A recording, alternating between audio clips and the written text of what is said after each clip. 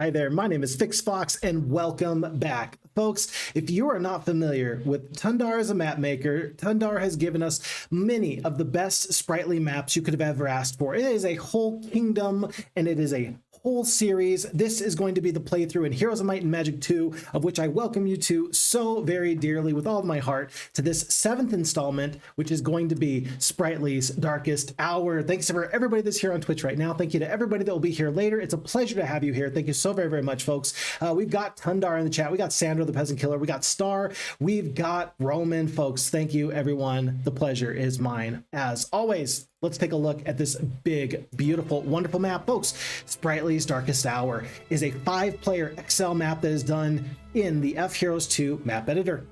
This is going to be one of the types of maps where we have to capture a specific town, so we're going to have to do the very, very best we can with that. We do have a time condition. Oh, Tundar. Tundar, have you given me the best time or not? Is it going to be close? Is it going to be... are we going to be able to get through this in a reasonable way? I hope so. Lost condition, we're going to figure out what the time frame is on this. This is denoted as being an expert difficulty map, and it says, only the king's sisters remain, but 2 are dead. The princess has been taken. The lords of Spritely have been captured. This is Spritely's Darkest Hour. Lovely. We can only play as this blue sorceress. We're going to make sure that we put this down as Phixxy. The fox indeed. We're going to put this on a possible difficulty. My understanding is that this is version 1.1, which is fantastic that Tundar's gotten the opportunity to rework and adjust the map after he's gotten some playing feedback from some other folks. He actually created this map a few months ago, and this is just the first time I've been able to actually finally settle down and get into this. I know it's going to be a big undertaking. This is probably going to be 2 days of streaming, I'm guessing, based off of previous Tundar maps, so I wanted to make sure that we had our full attention devoted to this playthrough. So, with that being said, there's nothing else to do but hit OK and go from there. Oh, there's one more thing. Thank you to Tundar for the Reef subscription. You've got 11 months. I sincerely appreciate that. And Roman, you're at 11 months as well. So thank you to Tundar. Thank you to Roman for the support. I sure appreciate it, as always. Roman says, I am fighting with Tundar's reprisal. Great map too. Wonderful. There's more to be had out there. Yeah, folks, if you're interested in finding this map and the rest of the series, go to the FHeroes2 Discord. You will find those beautiful maps there in the map sharing section. By the way, Schmockus is in chat and says, good evening and good day to everyone. It's a pleasure to have you there. Good seeing you. After expanding to new lands and conquering the southern lands of Frithmir, the Spritely Kingdom has found itself attacked on all sides in all of its lands. All of Spritely's heroes have been captured. Phixxy and Phixxy have been killed resisting capture. No, Phixxy. No, we have come to love these names. These heroes have been exceptionally good for us in the past. At least they went down doing what they loved, fighting and giving somebody a really, really hard time. The king has been captured, and so has Phixxy's wife. No. No. Does Phixxy's wife make an appearance in this playthrough? Lunatic was the only one who was able to escape after Sir Sandro gave his own life to give her a chance. No. No, no, no, no, no, no, no. In case you're unfamiliar, Luna the Lunatic and Sir Sandro, they have had this interwoven love story for the last 6 scenarios, and now we lose Phixxy and we lose Sir Sandro. This is like an author to this epic grand tale, helping us as the reader understand that this really is the darkest of times. Things are bleak. No one is safe. The whole quest lays on a knife's edge, and we've already lost some good friends. She's taking that chance with her dark magic. She brings Phixxy and Phixxy back for one last rodeo with her necromancy skill. The 3 sisters are, after all, you have left to save the kingdom and save the princess. Oh, good. I'm glad that we're going to see Phixxy and Phixxy back, that's for sure. Lunatic, you have a single day to get King Phixxy into the ship. The ship is due to depart the morning of day 2. If you do not embark, the entire task is lost and we won't be able to save anyone. You will be wise to save between fights and to make only essential decisions. The spirit of Sir Sandro will guide you for some time. Search for the prison with his body and bring him back. Until then, send what forces you can to King Phixxy. The struggle begins now. Some of the heroes from our expansion have joined us, and 2 are locked up somewhere in the lands of Frithmir. That's wonderful because in previous playthroughs, jails have been a great place to have some wonderful people from the Phixxy community. I'm excited to see who we can find out here. Some of the lords of our expansion have remained loyal to Mushan Kipe, Frithmir leader. We will have to rescue many and take down many more. Finally, this is the 7th episode to our Spritely campaign and the 10th Spritely installment. Please feel free to make multiple save files and save between battles. And thank you to Phixxy, FHeroes2, and all of you who play these maps from Tundar. Very good. Remember to check your taverns daily. I will have to do that. Folks, we start off here with Luna the Lunatic. We have two skeletons. That's not very good. We do have the Spade of Necromancy, and we do have, so Necromancy maxed out plus the 1%, so 40% total. Basic leadership, expert logistics. Since she is a sorceress, we can level up the leadership. That's going to be very, very nice to see.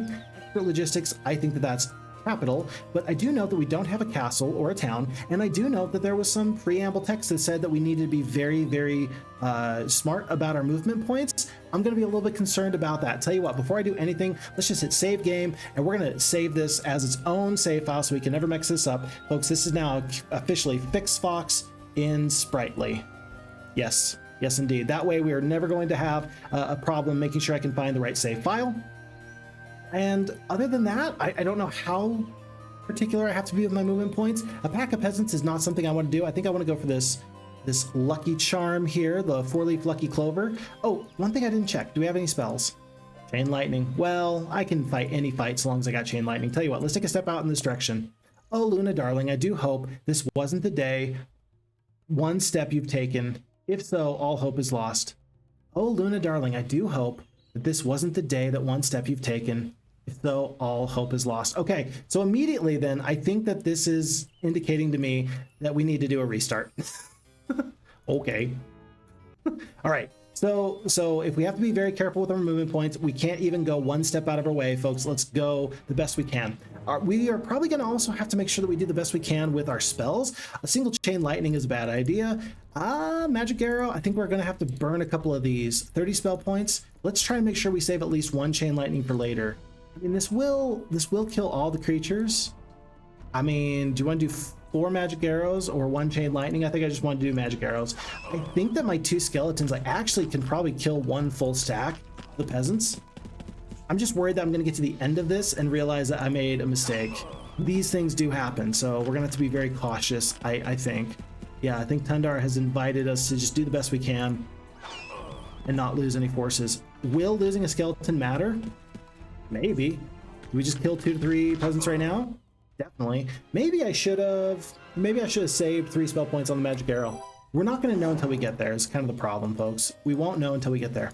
Now, here's the question. Do you go out of your way to get this gold and to get the Medusa? I don't know the answer. Luna, my love, in the trees, you will find more souls to donate. Collect them and prepare for the fights ahead. I've been spooking the locals into leaving gold on your route. You should be able to pay for some help from the Medusa nearby. Also, stick to the path, Luna. Okay, we shall do that. I do like that Sandro, the Necromancer, is kind of like Obi-Wan Kenobi. He's guiding our hero through this story. That does make me pretty happy there. You found some Medusa living in the ruins. They are willing to join your army for a price. Do you want to recruit the Medusas? Yes, I do. I will take 3. We have 1,500 gold. There's 3 Medusa. That seems pretty obvious to me what Tundar had in mind for us. And then, if I'm going to play this fight correctly, I don't know if single stacks are going to be better or worse. I'm going to assume that we're going to use a little bit of spell points.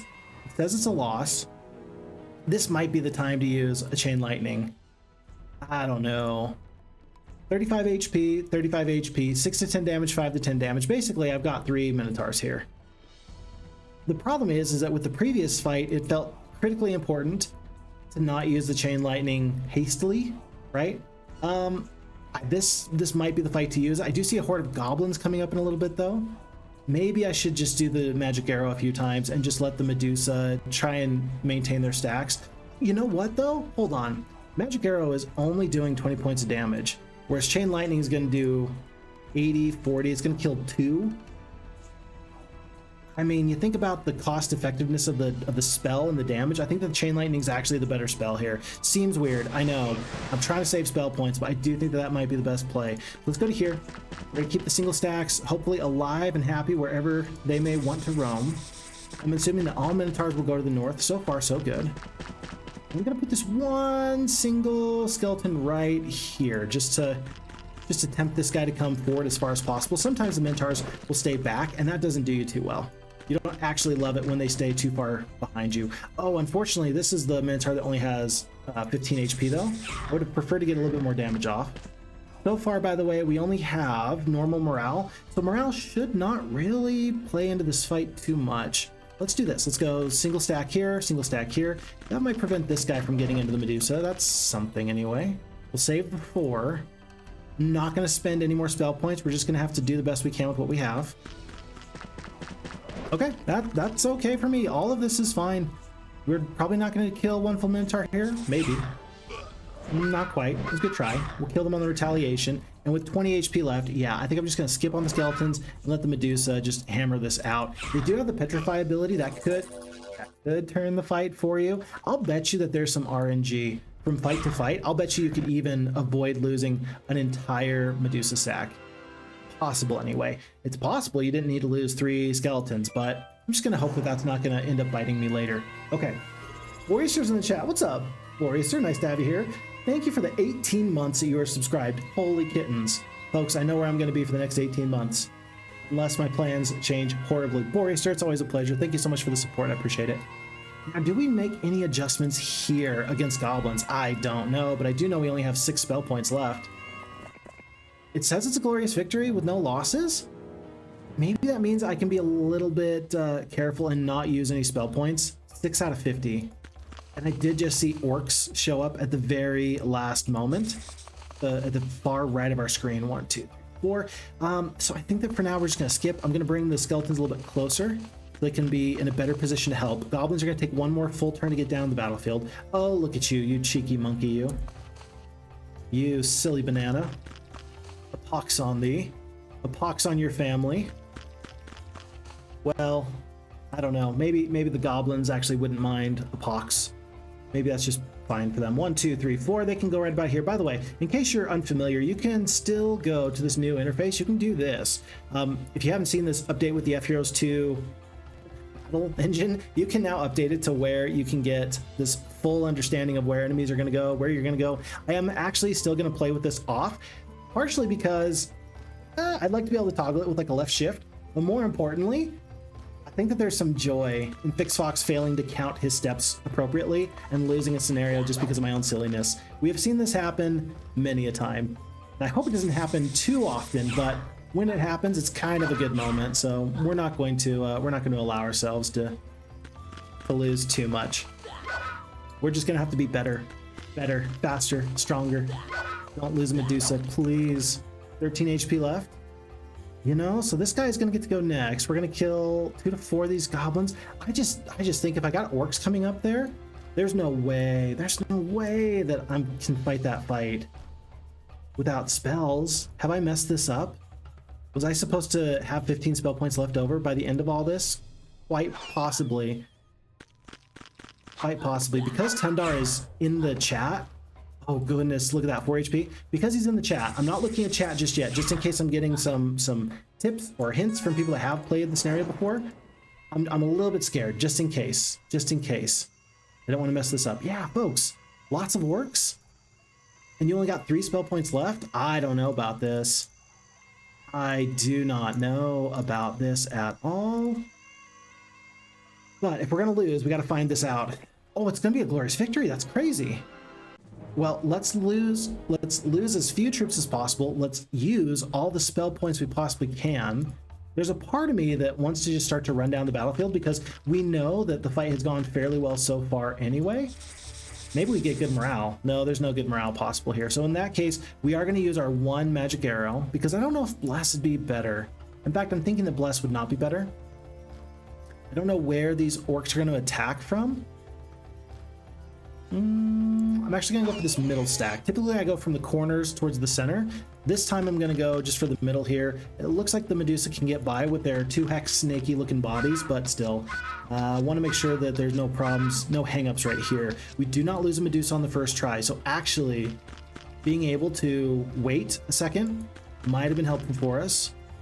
Unfortunately, we're not going to get into these orcs. They're going to get 1 more full salvo off. They're probably going to kill 1, maybe 2 Medusa.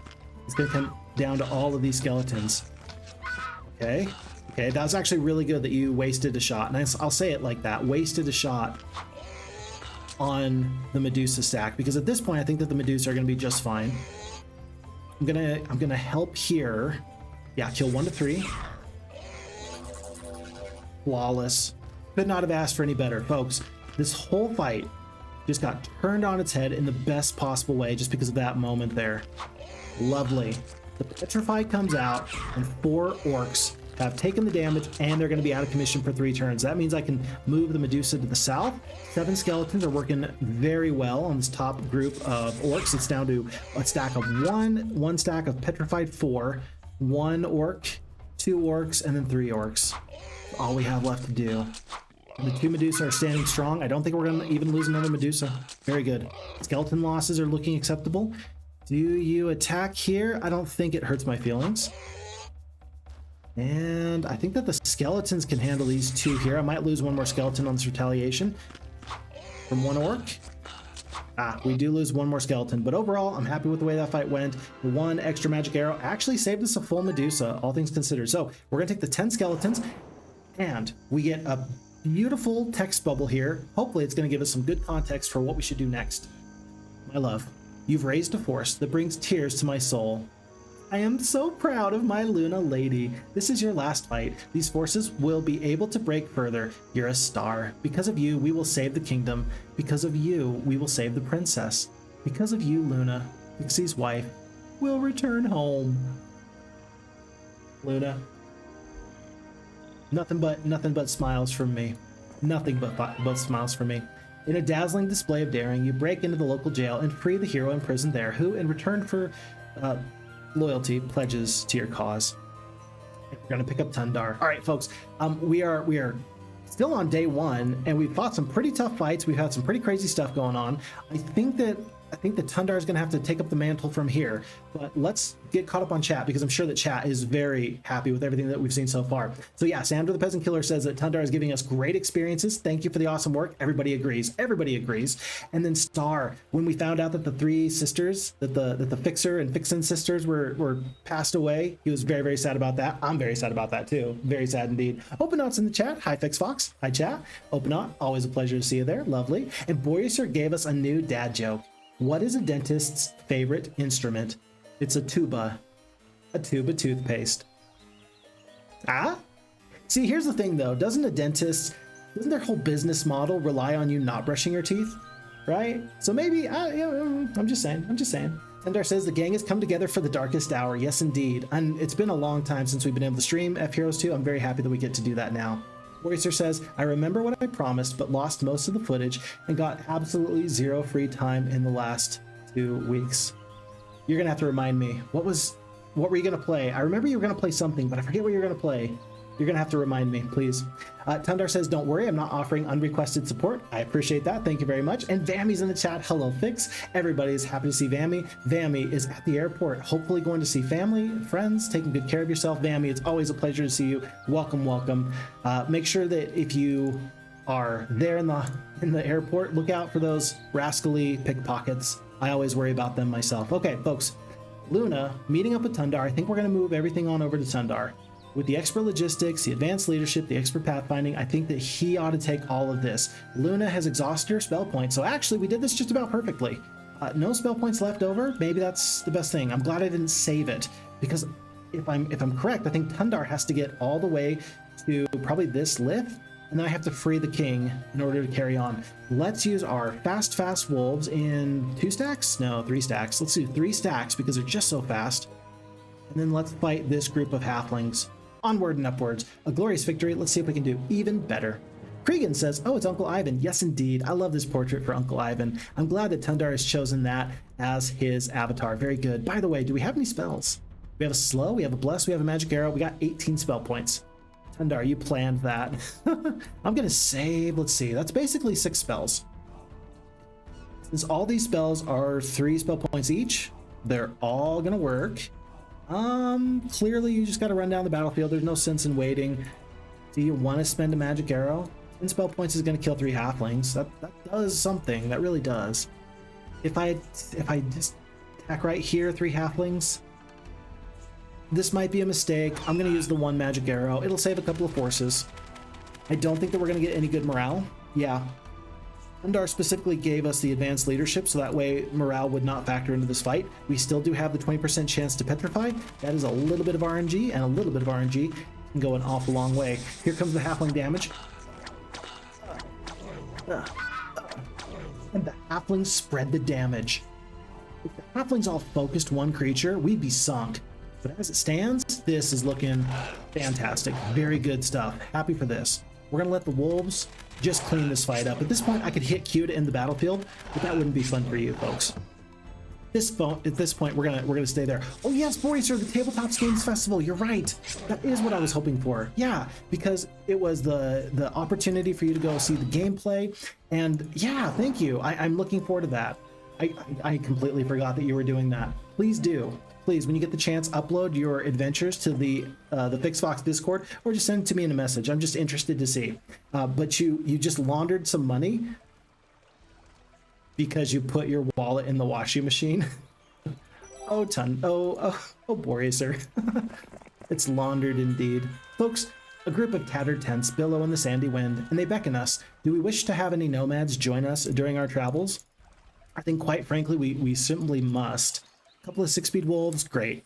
Couple of nomads, we will take as many as we can get. We had 1,200 gold right there for us. Pack of nomads comes up our way. I think you want to split off the single stack of skeletons. I think you do. Yeah, I think you want the single stack of skeletons just to keep things where they ought to go. That can just take a big retaliation for you. And so, in fact, what you want to do is you want to do it like this. You want to go here. So it's going to go, let's see. We'll go 6-speed nomads at the top. 6-speed nomads will attack. Skeleton wants to go here, and then maybe the Medusa can get a shot off without a retaliation. So I think that this is the most correct way of adjusting this fight. And now with only 4 stacks, this doesn't change my plans too much. Now I do have a slow. Slow is kind of interesting. Way better than the damage. You have to remember, Magic Arrow is interesting if you can cast a lot of spell damage. That first fight, it kind of made sense. But this fight does not make any sense at all. I think that we just have to skip here because I don't want to get into too much trouble. Yeah, so they are positioned to where they can reach us next turn. If I take a step back, this guy might get a little bit closer. Is that good or bad? I don't know. Take a step back here. Yeah, and they are 1, 2, 3, 4, 5, 6. Actually, okay, we're gonna use this real quick, just so that way I don't mess this up, because I really don't want to mess this up. They can reach there, they can't reach there. They'll reach right here. So Medusa will take a step back, Skeletons will take a step back. This guy's out of reach. This guy's just out of pocket. Okay, alrighty, folks. Let's consider. Do you want to use that slow right now? I kind of do. I'm gonna do this here. Let's take a step back. Skeleton is going to stay right here, so that way this guy still comes all the way down, and then the Medusa will step and attack in just a second. Wait, I have 1 spell power. What am I doing? I have 1 spell power, so I cast my slow, and it was very effective. It was not effective at all. Well, this guy can reach either way. I'm just gonna take the damage. I'm just gonna get the damage off.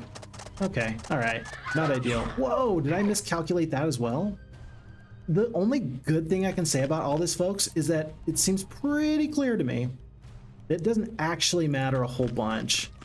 Like, I think that my tanky units are tanky. I'm just really trying to save wolves and nomads. That 1 single stack there actually does help quite a bit. If I slow this guy, he can't reach. It feels so bad to waste all these spell points like this. Oh, it feels bad, but we will save troops. And that can't be bad for you. So yeah, this guy can't reach with 3 movement points if I attack right here. Can't reach. Wolves do damage. Skeletons will follow up. This guy will be partway through. Medusa, 18 HP left. I don't know if they're going to get attacked or not. I'm just going to move out of the way. I'll let the wolves take this fight in just a second. And we are going to lose 1 wolf, 19 HP. That'll be it. Okay. It feels like I should be able to tactically do this a little bit better. I wonder how much the terrain mattered. Terrain at the top, terrain at the bottom. That kind of got in my own way a little bit. The fact that it cost us 6 spell points, not my favorite. Maybe I should have been a little bit smarter. A little bit smarter with my time. Tundar, do not be alarmed. It is Sir Sandro, here to guide you. What a fight with the nomads. I have measured the path forward, and if you take each fight, do not forget to top up from the springs. You can collect the hammer and still reach King Phixxy today. Very good. Okay, so we're going to get this watchtower. A group of orcs have a desire for greater glory, wish to join you. Do you accept? You better believe it. All 7 of you. My morale is still not the worst I've ever seen. I've seen worse. And we've got cavalries here. We need to still stay on the road. That does matter, but this watering hole looks pretty nice. And an oasis. Yeah, so that's 800 movement points. This is like 400. Forget exactly how many it is. And I don't think that there's any special splits that I ought to do. Do you want to make sure that this changes up a little bit at all? I don't think so. I think you want the tankiest units here. 6 speed, 6 speed. Who do you want to go first? I think I want wolves. Wolves are the more offensively geared unit. I think I want them to go at the top. Glorious victory. Let's do even better. So 7 speed champions and then 5 cavalries. 1 stack of 2 champions and then all of these cavalries. Champions just rush down the battlefield. These cavalries are going to go pretty far, but they can't reach the full way. So I can actually attack these champions with, call it impunity. Very interesting. Do you want to do a bless or any kind of damaging spell or anything like that? I think I'm just going to take the damage here. I'll take the retaliation. Champions do not kill a wolf, but everybody else is going to just wail on these guys. Skeletons are going to be blocked out of the fight. My bad. Due to the terrain. Medusa are going to try and stay in front of these champions just a little bit. I'm actually okay to leave the champions alive. I don't want the orcs to kill them if at all possible. Folks, 20% chance to petrify? Aw, rats. See, if it worked, it's awesome. But if it doesn't work, these things do happen, as always. How many times have we said that here on this channel? 1, 2, 3. It looks like Medusa are in harm's way. I don't think that the bless is my very best opportunity at the moment. If I attack with the wolves, I will lose 1. I'm going to still do this. 3 cavalries go all the way down. 1 Medusa perishes. Not good at all. Nomads do not kill the 1 champion. So if you thought that I was going to for sure kill this champion, the answer is no. We do have a magic arrow that can fix that right up if we need to. And then there's 4 HP on this cavalry, 7 on the champion, and then there's a big stack of cavalries at the bottom. Folks, I'm going to lose a couple skeletons on this retaliation. That's going to let the Medusa and the orcs attack with impunity. Nomad goes down. Dead cavalry, 5 more skeletons, and that's going to be the fight. Again, maybe there was a better way of doing this, but 3 wolves, 1 nomad, 10 skeletons, and 1 Medusa. I hope that that's not going to come back to bite me. The drink at the watering hole fills your troops with strength and lifts their spirits. You can travel a bit further today. Lovely. Wonderful. Wonderful. Oh. Up. See, we heard something about a holy hammer, and now I'm like, oh, okay, okay. Now, folks, you know what this is reminding me of a little bit? In Tundar, you can tell me if you thought about this at the time. This reminds me a little bit of Winimaru Baba's map 7 Deserts a little bit. Like, if you understand how the oasis works and how the watering hole works, you can make some pretty good decisions about this whole thing. I've been told, it sounds like in this preamble text, that you're going to be able to fight all these fights and still come out on top. Do I dare, though? Is it going to cost me troops that are going to just hurt me too much? I kind of want to go for this magic garden just because this looks enticing. If I have to go through these centaurs to get here anyway, though, and I think I do, unless I go this way. I fight here, and then I fight there. Movement is important. The fact that we can get the Holy Hammer, I think that we must. If you go through the centaurs, you're going to lose a lot of forces. If you lose no orcs, you're going to have 9 blessed shots. You can do a couple of slows. Yeah, but these are Ogre Lords. It's up to 9. Did Tundar give us 5 Ogre Lords? Possibly. But again, then you have to go through these forces. I'm not too sure. A little bit scary. Now, if you're interested, and you might be, the way that attacking works, if there's 2 creatures right next to each other, you can almost imagine a grid, like kind of like the Brady Bunch, and you have 9 squares with 1 in the middle and then the outer ones there, and they are listed. If I'm looking at the camera here, it'll go this way. So 1, 2, 3, 4, 5, 6, 7, 8, 9, and you will go in order from upper left to upper right, and then middle left to middle right, and then bottom left to right. So if we fight here, we're actually going to fight the goblins first. That's kind of interesting because we know for sure we can fight these goblins. Let me demonstrate this because I don't think that this is going to be a problem for us. So we fight the goblins first. At least we're going to get the experience. But then we can talk about getting additional movement points. You know. Wait, is Watering Hole once a day or is the Oasis? Oasis is every fight. I think Watering Hole is actually only once a day. It'll be fine. We're still gonna be fine. Whoa, did we just get good morale? When did we pick up good morale? I'm so confused. I thought that we had the Watering Hole. That's right. The Watering Hole gives you +1 morale, not just the movement points. That's crazy. All of a sudden, RNG has been introduced into this game. Am I good for that? I believe I'm good for that. Okay, fight's over. So, glorious victory there. Do you press into this magic garden? Okay, so now Watering Hole is not visited, so we step here. We go a little bit further, we get the additional morale. Tundar, did you specifically try and give me this magic garden for a reason? I'm going to assume that you did. This looks like, oh, this looks like a problem, though.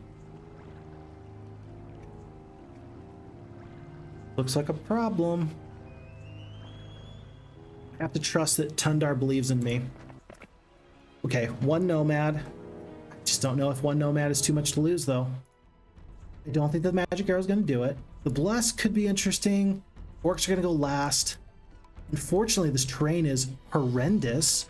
Oh my goodness, that's probably the reason why we're going to lose so many forces, is that this, look at this. 1, 2, 3 bits of terrain. The wolf is stuck. I really needed that wolf to keep moving, actually. That was not a small thing. Oh my goodness. There goes the nomad. Can't help it. So at this point, I'm just going to hit Q in the battle because we know we're going to lose 1 nomad anyway. I'm going to pick up the magic garden, 500 gold. Again, I don't know if this is important or not. Maybe this was a red herring. Maybe I've already cost us the entire game. I'm going to fight these ogre lords because Tundar made me believe I could. Oh, let's do it. Tundar says, by the way, we're on the big TV. I'm thrilled to hear that. I'm thrilled to hear that. When I go to the library, I don't use my nice new big camera, you know, the one that does 1080p. But I look a little bit better on big TVs when we do have 1080p. Not a bad thing at all. Not a bad thing at all. So we have 3 slows. I think we're going to use one this upcoming turn. Folks, I don't think that we win this fight. This is not good. We're going to move to here. I'm going to slow this big group. Well, do you need the damage? It's not going to be that much damage. I mean, the wolf damage, I mean, there's only 1 wolf left. We're going to step back. They're not going to get good morale. I might have to hope that I get good morale. I'm going to step up with the skeleton, but I'm not going to cover up the Medusa. The Medusa might have to just get a little bit of damage off. I mean, you might as well get the damage off. You'll take a little bit of extra damage there, but the damage from the orcs is not really doing it for me. I think we have to get lucky with the Petrify at least once this fight in order for this to really go our way. It wasn't there. We're going to take this free shot here. The good morale is actually super good, though. Like, no ifs, ands, or buts about that. 24, look at that. Max damage would still leave 1 HP there. If I attack here and if I get the high end of damage, maybe the wolf can finish this Ogre Lord off. 16 damage, there's 8 damage there. Yeah, it looks like the wolf is going to be able to finish this off. That's actually okay for me. So let's do this. Let's do another slow. We got to keep this big stack out of the way. Ogre Lord does get the retaliation, but we do ultimately wipe them up. We clean them up. Sorry, I have to... Folks, my goal in life is to be as genteel as possible, right? My goal is to be as much of a gentleman wherever I possibly can be, as much as possible. And I'll admit there's times in my life where I've completely failed at that, but would I be a good host if I did not help clean up these Ogre Lords, right? And that's what I'm trying to do. I'm trying to clean them up. I'm trying to be just a good host. You know, just very, very happy to see them and hoping that they know that they're appreciated. Hoping, anyway. The last Ogre Lord did 11 damage. That actually seems like a lot. We only have 3 defense, though. That's why he did so much damage. If I get the second round of damage off, I will kill this guy. There's a big part of me that wants to skip, because then I know that the orcs are going to have unencumbered shots. But if I get 4 to 7 damage off, knowing that there's 11 HP left, the orcs will probably kill on the retaliation anyway. And if not, the skeletons can help. I'm going to hope for the best. Wolf stays alive. 1 HP. 1 HP. Golly. Holy kittens. 43 damage, 35 damage. I'm gonna do 9 to 22 here, because this guy might be able to go into these orcs. Wolf does not go down. 7 HP left on the 2 stack. I gotta get the damage off of these skeletons. We get 8 damage off. Medusa stayed alive, 2 HP. You are kidding me. You are kidding me. 2 HP. 1 HP, 2 HP. This is incredible. Incredible. Now, here's my problem. It was one of these ogres. It was probably the little one. Yeah, it was this guy that came down around. So he has no retaliation. So we should attack here, even if we don't get him. I mean, that's just as good as getting him. Way to go. All right, good job, guys. Okay, what do we do? Let's think about this. We do need to get the damage off from this big stack. I would like to kill the single stack. We skip on the wolf. I don't think 10 damage matters. I don't think that the bless matters. I'm going to save the bless. 15. Oh, this is not good. Defending is not good.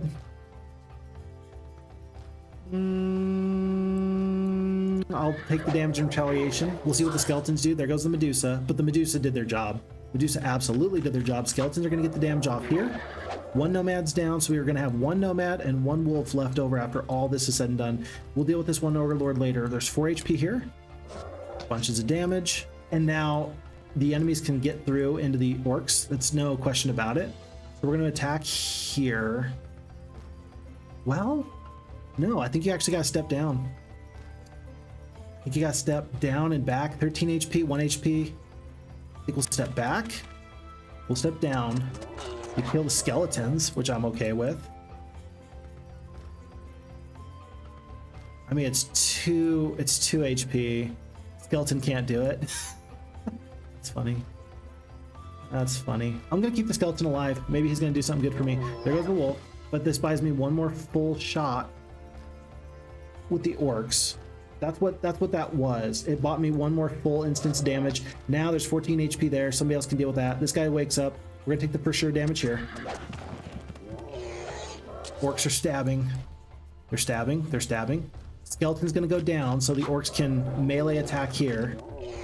Down to 6 orcs. Now there's 6 HP there. Kind of want to use a magic arrow. Kind of want to slow run and shoot. This guy's going to attack, and I think that they can retaliate and kill. Let's skedoodle. Okay. He's going to go 2 hexes, so if you run, you'll actually save yourself 1 more turn. No, because he's only 2 speed for now. We're going to do 11 to 16 damage. We're out of spell points. He is going to be faster in just a second, though. You got to get the damage off. You just got to brawl at this point. I do not want to lose this 1 nomad for future fights. I don't think you have a choice. You're going to do the damage. You're going to hope he doesn't kill the nomad here. He does not. 1 more orc perishes. There's only 3 left. Oh my gosh. 10. Here goes the nomad. I mean, you win. You win. But there's so many other fights to play with. I don't know if that was worth it, folks. Like, I love the idea of this, but I don't think we can beat these guys now. There's no way. You come upon a battle where a paladin has been mortally wounded by a group of zombies. He asks you to take his hammer and finish what he started. As you pick it up, it begins to hum, and then everything becomes a blur. The zombies lie dead, the hammer dripping in blood. You strap it to your belt. Tundar says you screwed up. See, Roman says, I never watched the Saw series, but according to the memes, setting up traps and watching on the big screen, people who try to survive is exactly this. And now Tundar is the game master saying, aha, it's over, Phixxy.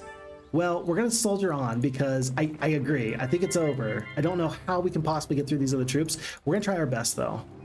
We just have to try our best. I don't think the single stacks help at all. We're out of spell points. We do have 8 attack. There's only 3. Yeah, there's no way. It's over. Folks, we're gonna have to go back. If the Holy Hammer is possible, then we'll have to take a look at that later. But for now, unfortunately, we have to reload all the way back to the beginning. I should have saved. You're right. This is all the same day, by the way, so I can't just use an autosave. It's not gonna work. However, this fight is actually gonna go, this whole thing's gonna go much easier now, because now I don't have to worry about Luna, because I know what she can and can't handle, right?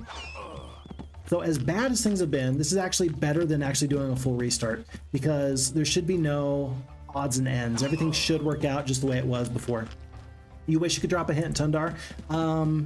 Not yet. Not yet. Yes, and I really appreciate that. Tundar is saying that they are bound by requests for assistance only. It's got to be so hard as the map maker to want to give help and not be able to give help. Oh, I'm so sorry, but I really appreciate the help. I really do. Maybe at some point. Okay. Okay. For now, we're going to get to this point. Once we get back to that general area, then we'll figure out the save, and then we'll go from there. Minotaurs shouldn't be a problem. This is going to be the time where we do the one big chain lightning, because I think that we've appropriately diagnosed that. Yeah, this kind of puzzle sort of situation in the beginning is reminiscent of, if you're familiar with it, Mushanki Pei's map, The Great Return, as well. So I mentioned Winnie Morrow for Seven Deserts earlier. I'm also getting some other vibes, folks. There's a lot of good vibes going on. That's all we run on around here. Phixxy runs on vibes. Who knew? Everybody else should be able to wait. Yeah, we'll just go right here. Okay, good. Yeah. Medusa steps up. They're gonna kill in just a second. Oh yeah, that's the 15. We wait. We attack.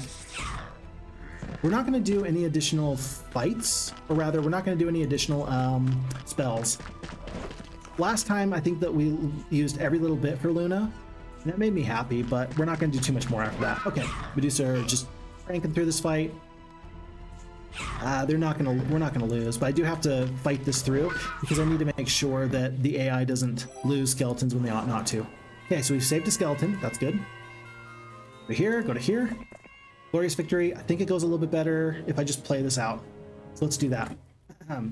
Roman says, but saving at every hero change seems reasonable. Let's do that. Yeah, as soon as we get to that next hero change, we'll make an adjustment. That sounds like a great idea, Roman. We'll do that. Tobel's in the chat. What's up, Tobel? So good to see you there. Hey, Phixxy. Hey, chat. It's a pleasure to see everything you're doing. Oh, and Tundar says, hence Mushanki Pei is the boss. Folks, I just mentioned that this feels like a Mushanki Pei Great Return type of map. And now our map maker is saying, if this was charades, you got it right on the nose. Love that. Folks, the FHeroes2 community, in case you're unfamiliar, is fantastic. We have people near and far who are fantastic. They are, number one, good players, which I love. You better believe I love that. And on top of that, you also have people who are just high quality individuals, right? So you got good players, good map makers, people are nice and friendly to each other. I love that we have this so that we can share just these little kind of inside jokes, these little references, as it were. I'm gonna tank the damage. I don't think, that guy can get into the skeletons. Whoops. Okay, we've actually done much worse in this playthrough than we did the first time, but I think that the skeletons were just kind of extra. I think? Yeah, so long as we don't lose a Medusa, then everything else is just kind of inconsequential. There's 20 skeletons. Okay, we'll take it. And then let's do this. Rather than I'll just do a big stack of skeletons. No, I'll do 2 stacks of skeletons, and then the single stacks of Medusa. This should be fine, I hope. Anyway. Tobel says, I see we're playing your map this time. Yes, indeed. Exciting times indeed. Hey, and there's Phixxy, everybody. Hey, Phixxy. How the heck are you, sir? Welcome. Pleasure to see you there. Folks, if you're not familiar with Phixxy, you've been doing a lot of stuff. Last time I erroneously said that you're doing Castlevania. It's Mushanki Pei that's doing Castlevania. You're doing another game, though. You're doing the Heroes of Might and Magic 3 Secession Wars mod. Phixxy is. I think you're actually doing that with Sarakin. You're doing a couple of things. Phixxy's got his hands in a lot of different games at the moment, folks. So if you're not familiar with Phixxy, go check him out. I'm a big fan of him. In the meantime, I'm also a big fan of trying to just get my little claws on these orcs. So far, so good? I think not. That's pretty good, though. Pretty good. Not gonna lose any more Medusa, I'm sure. 16 HP, 28 HP, 21 HP. With this top stack petrified, I am okay. Let this Medusa tank this, then the skeletons will tank. Great. The skeletons will go into there in a second. I guess I might as well just get the damage off while I can. I kind of boxed myself out. Bit of a mistake, wouldn't you say? But 2 petrifies down. I am good for that. Skeletons are going to be attacking with no retaliation. And then the bottom group of orcs, we're down to 2 here, 3 up here. The losses and skeletons, again, I think that the losses are actually okay. There might be a world in which you actually do not want the skeletons in Tundar's army. Right? Like, for the purposes of morale, it actually might be better to just let them go by the wayside. Like, dismiss them or kill them or something. Maybe. I haven't quite decided yet, but the +1 morale does add some interesting wrinkles. Okay, speaking of wrinkles, these orcs have a very wrinkly face. Something about that little pig face, I don't know, just, wrinkly. But whatever the case, I think that the losses were just as good or better here. 10 skeletons back. And here at the jail, we now go to Tundar. We are going to send everybody and everything over at the moment. Whoops. And then, yeah, let's do this save right now. It was a good suggestion. Let's make that save. Phixxy and Spritely, indeed. Very good. Okay. And Roman says chat's getting full. Hello to Pixo, and agrees that Mushanki Pay maps are very cool too. I love that. That's great. That's perfect. Pixo says that Sarkin and I finished the first epic Spritely map yesterday. We did it in 92 days, 296 points. Way to go. Good stuff. Yeah, every single map from Tundar has been exceptional. It's so good to see good maps being played by great people. So I'm sure that Tundar appreciates it too. If it was me, I know if I was the map maker, I would appreciate people taking the time to give me feedback and let me know if they appreciated it, how they appreciated it. So I'm sure that hits right here in the warm fuzzies for our friend Tundar. Very good, very good. All right, last time we used a magic arrow on the halflings. I'm not going to do that this time. I'm just going to tank the damage. I don't even care. I think that the losses we saw already looked acceptable. It's fine. It'll be okay. Not worried about it. Because if there is an Ogre Lord fight in the future, then really it does matter. It does matter how we make all this work. Let me turn that down just a second. I wasn't sure. Oh, look at this. Are we gonna save a wolf? If I'm smart, we can save a wolf.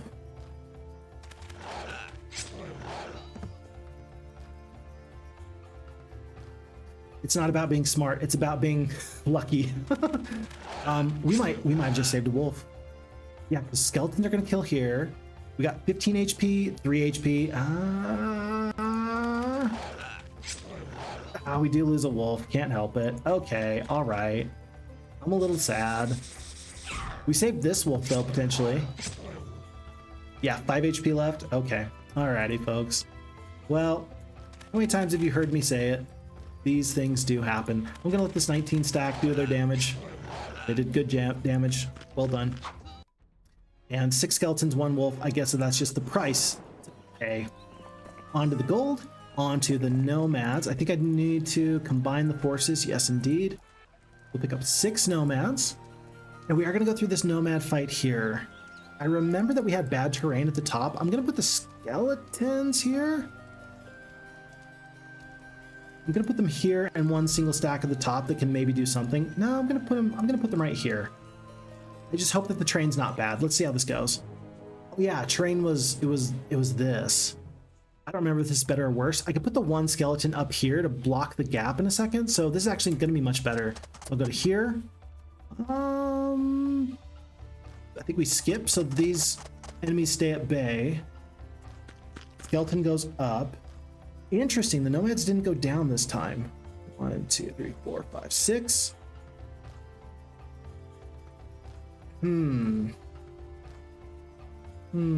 Okay, so we're gonna step here. You don't want to step up with the skeletons, they will get attacked. Single skeleton goes down. This group of 3 is gonna go, and then this group of 1. You definitely attack here. But do you attack with the wolves? If you do, you're gonna take a bunch of damage. You can run, and then you can stay away from damage for another turn, maybe. But then you're gonna be tripping over yourselves with nomads. I don't want to attack. Yeah, if I go here, then the Medusa can't get out. If I go here, then the nomads can't go out. This terrain is just bad. It's simply bad. So maybe the best thing to do is to let yourself have a good offensive attack. Kill this stack of nomads as much as possible. Take the damage from these guys and then these guys. Medusa are not going to get into the fight this upcoming turn is the problem. If I was going to do that, I should have moved myself up a little bit. The AI just does a really, really nice job of playing with distance. As soon as I cast the Bless, there was a part of me that was like, should you have instead done the slow? I think that this guy's going to attack, will kill. I can do a slow on one of you, and that'll still save me some of the damage. I would just really like to have as many wolves as possible by the end of this fight. Let's go to here. See what this guy's gonna do. Goes for the Medusa. Perfect. That's actually exactly what I wanted.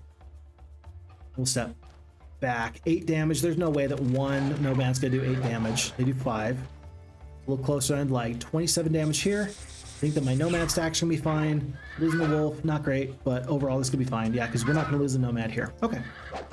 So we are fighting these fights better than we were before. The fights are going better than they were before. So I'm doing okay. I think that's the problem, is that I just don't know yet. We're gonna find out. Tundar says every restart should take a pinhead of Marmite.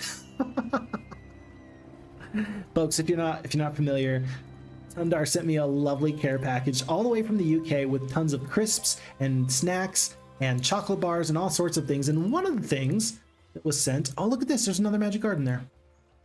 We'll pick that up. We'll pick that up with somebody else. I don't need to pick up this. I can get Luna there later. Yeah, let's ignore this until later. We'll come back later. We'll get these magic gardens later, but not right now. So we're gonna ignore the goblins and so on and so forth. Maybe not. You know, we could probably kill the goblins for free. It's the centaurs that were a bit of a problem. We'll figure that out. But again, folks, Tundar sent me the care package, and amongst the items was Marmite. And I'd never had it before. I am happy to report that it is an acquired taste, and I'm getting closer to acquiring a taste. I'm not there yet, but I'm getting there. I'm getting better all the time. Several of the cavalries. Let's make this fight happen. Yeah, I still have not. I need to. I have the jar, and I know exactly where it's at, sitting right there, and I need to get it. Yeah, I need to get it. Whoa, don't do that. I need to get it on toast, is my understanding. A little bit of butter apparently goes a long, long way. Should I just slow down the stack of 3? I think I'm going to do this. I miss out on the damage from the Nomads because of the wall. Can't help that. I'm going to go to here. This guy's going to get part of the way down the field, and I should be able to stop him very, very soon. If the wolves attack, they're going to take so much damage, but you got to do the damage. Oh, you have to do the damage. You simply must. And then this way, there's going to be an avenue for the Nomads later. We're going to take a big retaliation. 3 wolves down to 2. I'm going to work on... Nomads are going to fight there in a second. Skeletons are going to attack here. Heck, if I was a champions, I'd go around and I would attack the skeletons instead of wolves or Medusa. That's just me. That's just me. Okay, the damage from the... Look, there's only 4 HP on this cavalry stack. Let's kill one more of these champions. They take their turn. They do nothing. We slow again. Yeah, and I'll just do the damage here. This cavalry can step up if they want to. They don't. 4 HP. Wolf is going to take this guy out. And if Medusa just steps to here, then it'll go Nomad, Wolf, and we're going to have access into this upper area. Next turn. The problem is he's going to go next because orcs go last, and so then it ping-pongs back to cavalry's going first. But at least the Medusa are not going to take the damage. Yeah, okay. So with 16 HP left, we're going to kill one more of these cavalry. We're going to kill one right here. Does that mean we lose one more Nomad? Yes, barely. 1 HP difference. Oh, it's so sad. Everybody else is going to get to pile on. Crowd around, everybody. Don't be shy. 2 Nomads, 1 Wolf. I think I actually like having the Wolves because blessing Nomads doesn't feel great. Blessing Wolves feels okay. There's only 2 Wolves. We'll see. We shall see. Okay, I am going to attack these goblins. It's free real estate. Absolutely free real estate. Except for when it cost me a wolf. Let's not do that. And Tundar says it was a serotonin moment. A little bit of serotonin never hurt anybody, but a lot can kill you. Said every thrill seeker ever whose bungee cord snapped as they plunged to their death. Yeah, a little bit of fun is great. A lot is maybe a problem. This terrain is a problem. Have you noticed? Oh, that's good. Oh, so it's actually, oh, it's a little bit of a, gotcha. It's like a little bit of a rough area there for these guys to traverse. It's rough for me too, though, so nobody gets out alive. All right. But the goblins really, truly are free, unless you hurt yourself with the wolf. We're going to leave the centaurs, but we are going to pick up this watering hole. I want this fight. I want this fight so bad. I want these Ogre Lords. And if... I mean...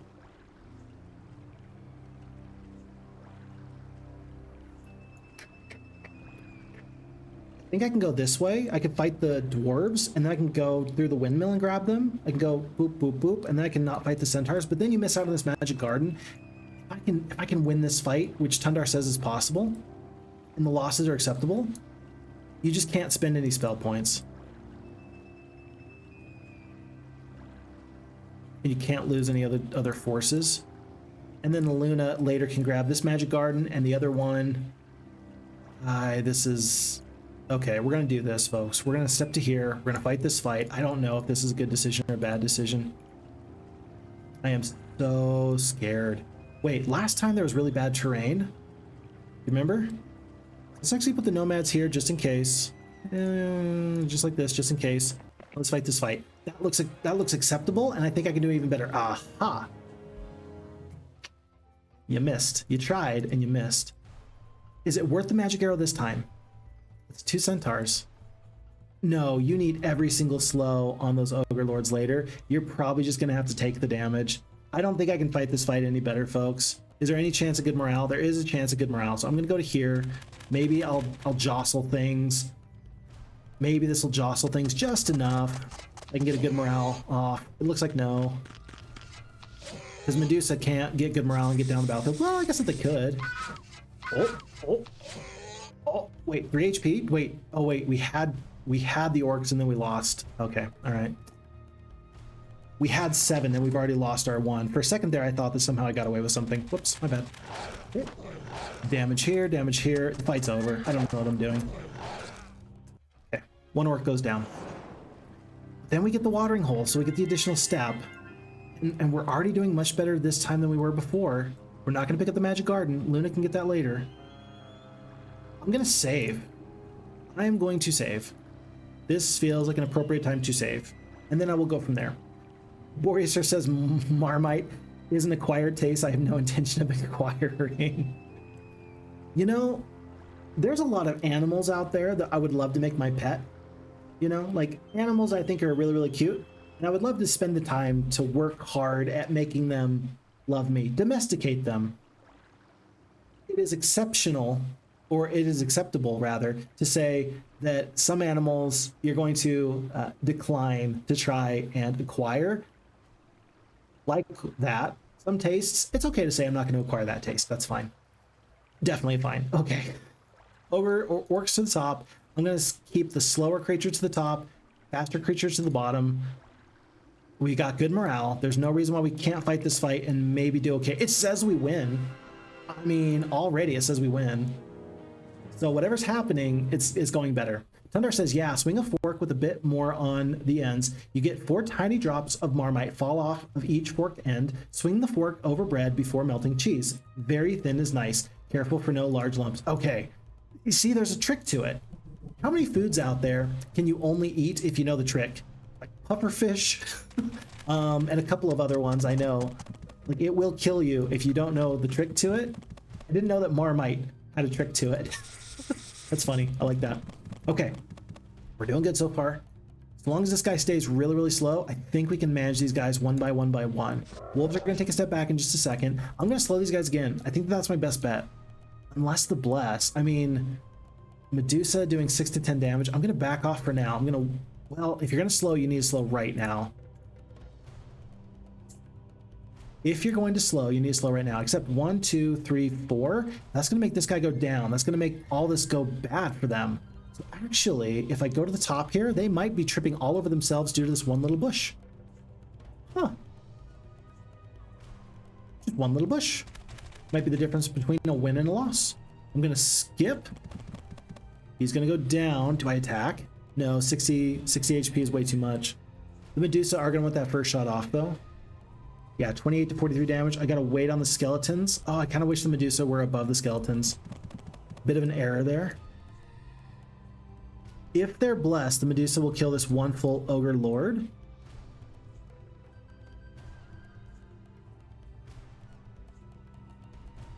If they're blessed. Yeah, but they could get the high end of damage anyway.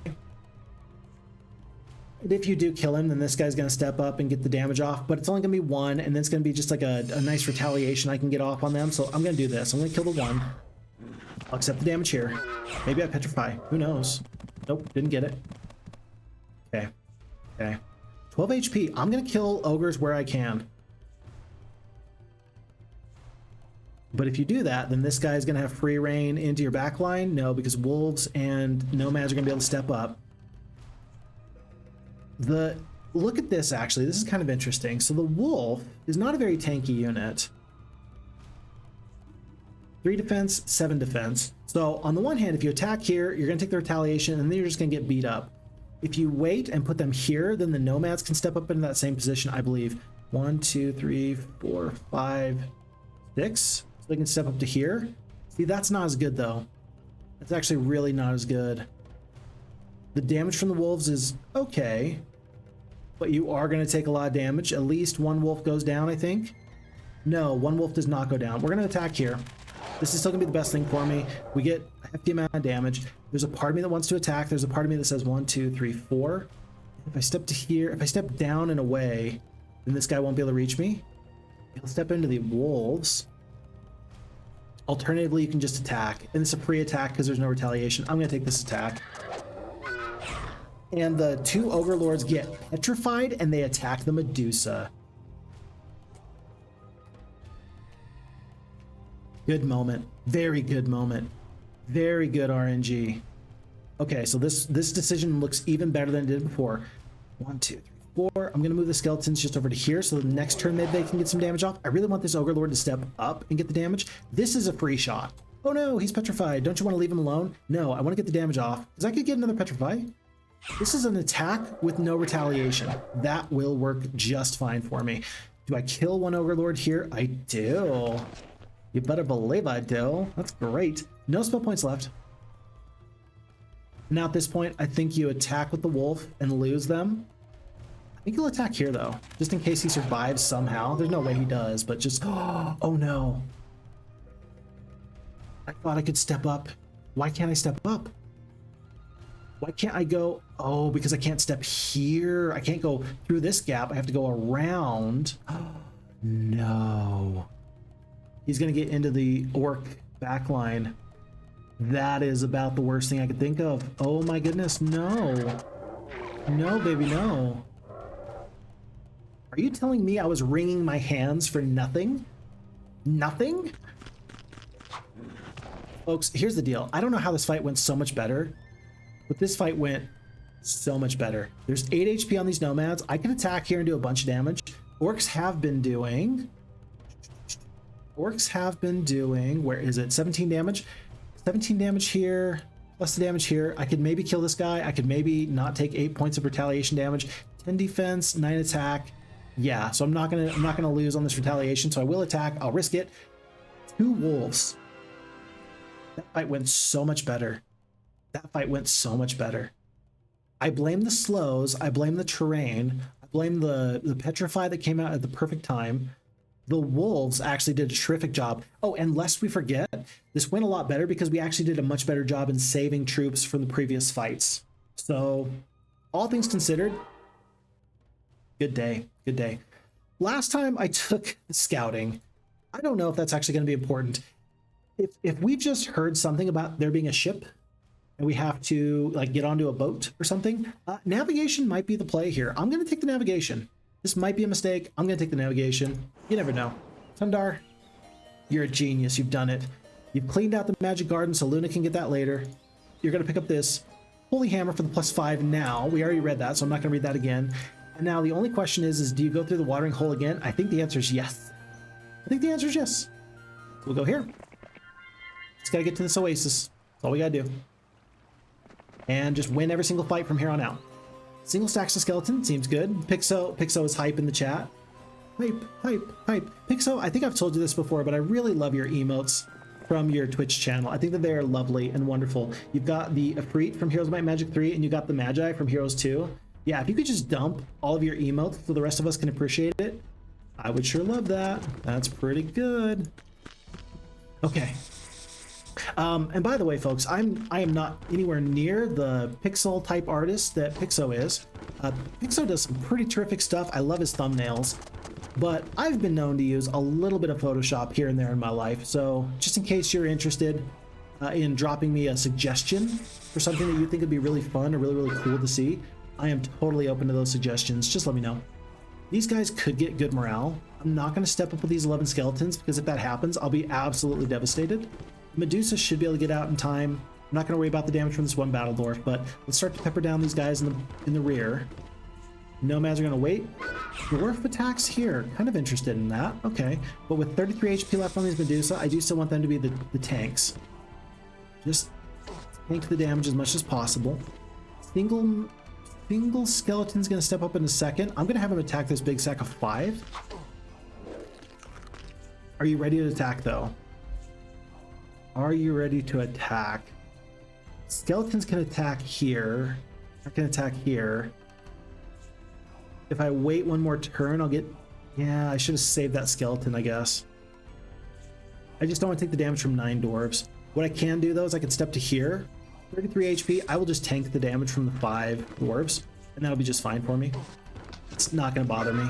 Yeah, 14 damage, that's okay. Now nomads can get in. They'll kill most of the stack.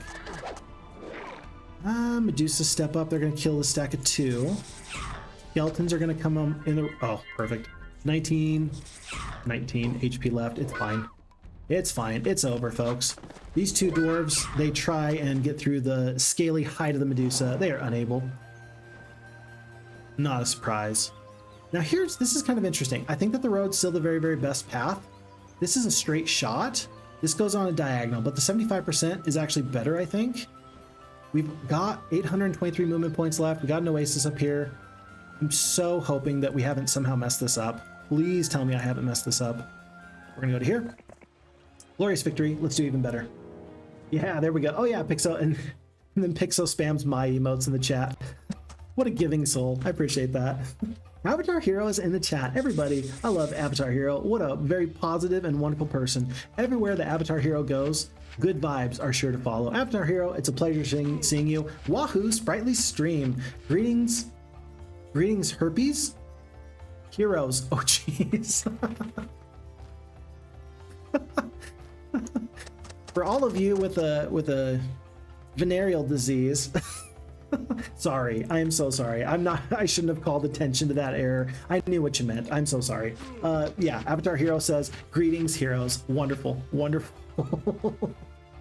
And Pixo agrees. Yeah, it's just an autocorrect.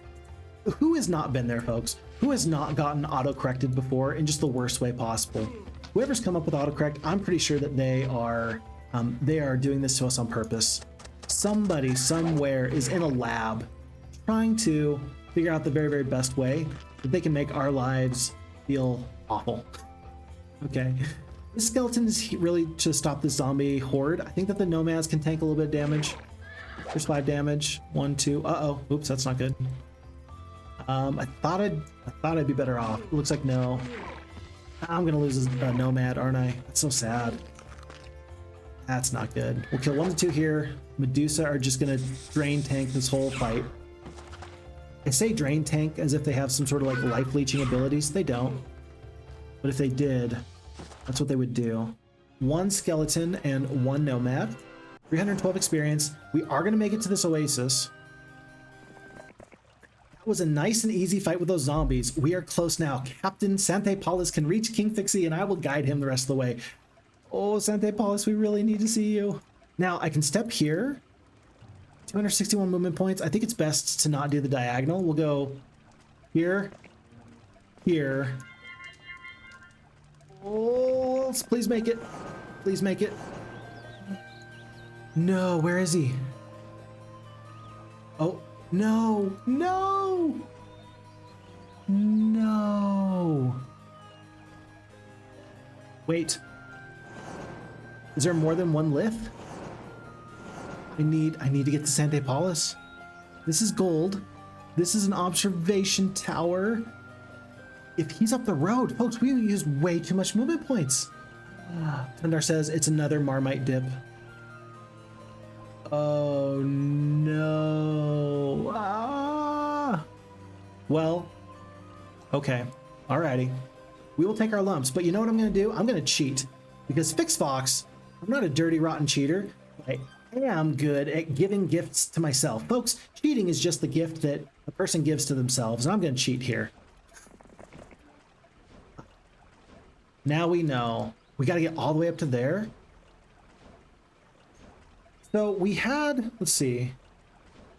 We had a couple movement points left. I think that what happened is I think I fought this fight. I went back and got the watering hole, and then I messed myself up. I think that was the issue. I think that after we fought the ogres, we should have just continued on up the way, and then we might have had enough movement points because it was close. It was close. It wasn't that close though. Was it that close?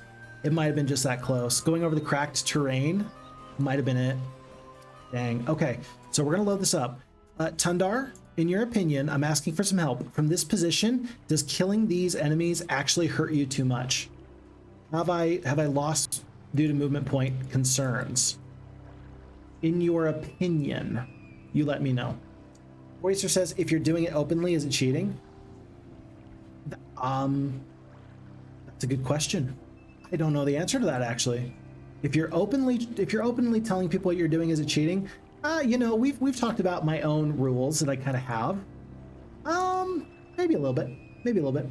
Tundar says, I will say to get the hammer, your approach is wrong. So I gotta go up the road. Maybe I gotta get the oasis twice. I don't know how I can do this then. To get the hammer, your approach is wrong.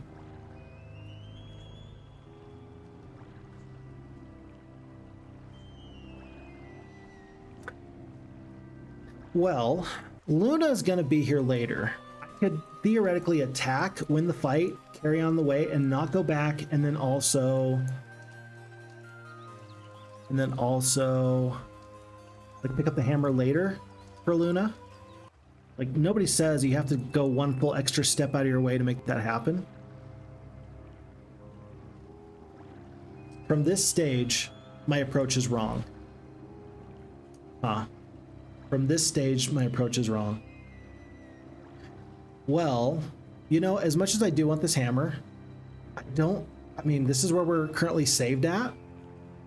I'm very sad. I'm glad that we know that we can win this fight. This would be a big bonus, a big boon, but I think I'm happy to just have the Magic Garden. The +5 would be great. I think I'm just gonna opt to go on up the way, and Tundar, feel free to tell us what the riddle, what you would have recommended, but we are going to just carry on our way. I'm satisfied knowing that we've won this fight really, really well. I'm satisfied that we've uncovered, you know, a windmill and some other really nice stuff. I am satisfied. So feel free to let everybody else know, because I'm sure everybody else is dying to know what the secret is. But I'm just going to continue on, and we're going to go Sans Hammer. Sans Hammer indeed. Phixxy says, oh, it's a new tongue twister. Marmite magnets managing miniature Marmite markets meticulously measure moist, murky Marmite, mistaking mildly matured Marmite for monstrously matured Marm. Oh dear. Oh dear. That is quite the saying, Phixxy. Marmite magnets managing miniature Marmite markets meticulously measure moist, murky Marmite, mistaking mildly matured Marmite for monstrously matured Marm. It's like when I hear other languages do some of their tongue twisters, and I'm like, I wonder if that's actually real. Like, is that a cohesive sentence? Typically when I hear stuff in like Mandarin Chinese, for example, I never really know. I'm like, does that actually say something? Because it's like she, and I'm like, what the heck? I don't know what you just said. That is a full sentence. That is that's a lot of words. I like the funny words coming out of my mouth when you make me say that. Okay, we're gonna back off here. Yeah, just keep on backing off. Oh, that's actually good, folks. That's good. The good morale on one dwarf is good. Good morale on two dwarves. I don't know a good way of explaining it, but good, bad, it just depends. Just depends. And this is not the best. Let's kill 2 to 3 here. I think that these dwarves are gonna step up. Wow, I didn't kill as many dwarves as I thought I would. These skeletons are gonna take a bit of a beating. 2 dwarves goes down here, plus retaliation. I'm gonna let the dwarves fight and try and bust through 20 HP worth of nomads. Oh, good. Everything went better than expected. Hey, this fight went even better than expected. We'll skip, kill, and done. Tundar says I already ruined it. Fixbox, you ruined it. I couldn't help it. I could not help myself. I ruined everything. Just Just, I would say ask my wife, but she'll be very sweet. She'll be like, no, he does a really pretty good job, I think. Did I stay at the lake? I went here and I walked through the lake.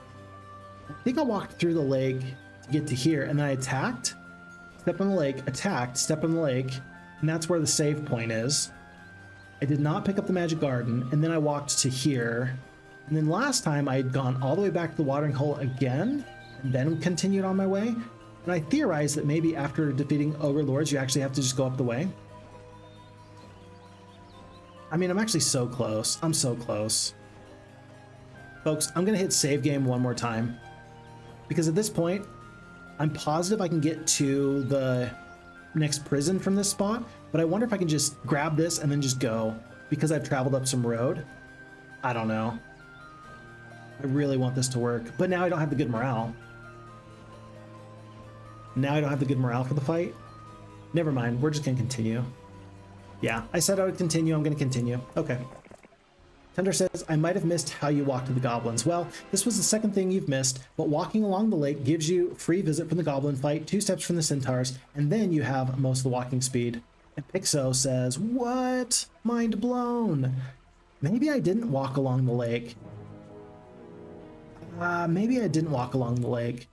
But that would definitely be the most correct thing. And that's, again, where we come into the Winimaru 7 Deserts type of logistical movement idea. So we're probably going to come back later. I'm going to have to watch the video back later to figure out what I actually did, because folks, unfortunately, I'm something of an unreliable narrator. I will tell you, oh, this is exactly what's happening and this is why it's working so well, or not. And yeah, sometimes I'm just flat out wrong. I think what's happening happens, but it's kind of like those people that are playing an instrument that has, it's like a piano, and then they have like a horn and like other bells and whistles that they pull, right? Like, I'm a little distracted because I'm doing so much. That's what I'm trying to say here. I'm a little distracted because I'm playing. But later we'll figure out what actually I did, and then we'll figure out what we should have done to make things much better. I like this tree. It's a nice tree. It's gonna keep me nice and safe, I think. I'm going to attack here because sure, why not? This zombie should step up. Might lose a wolf. If they attack a wolf, I might lose a wolf. No, they go for the nomads. Nomads have got too much defense. It's fine. We'll step back, kill. Done. Okay. Well, the good thing about all of this, folks, is that now you yourselves can go back, and when you pick up the Holy Hammer and you fight this much better than I did, then you can know that you beat me. And that is something that makes me happy, actually. In every sense of the word, folks, it makes me quite happy if you can beat me. Look at this. So I had 300 movement points. You know, might have had, let me think. From this point, 1, 2 steps on grass. I mean, it's 100. Yeah, it's too far.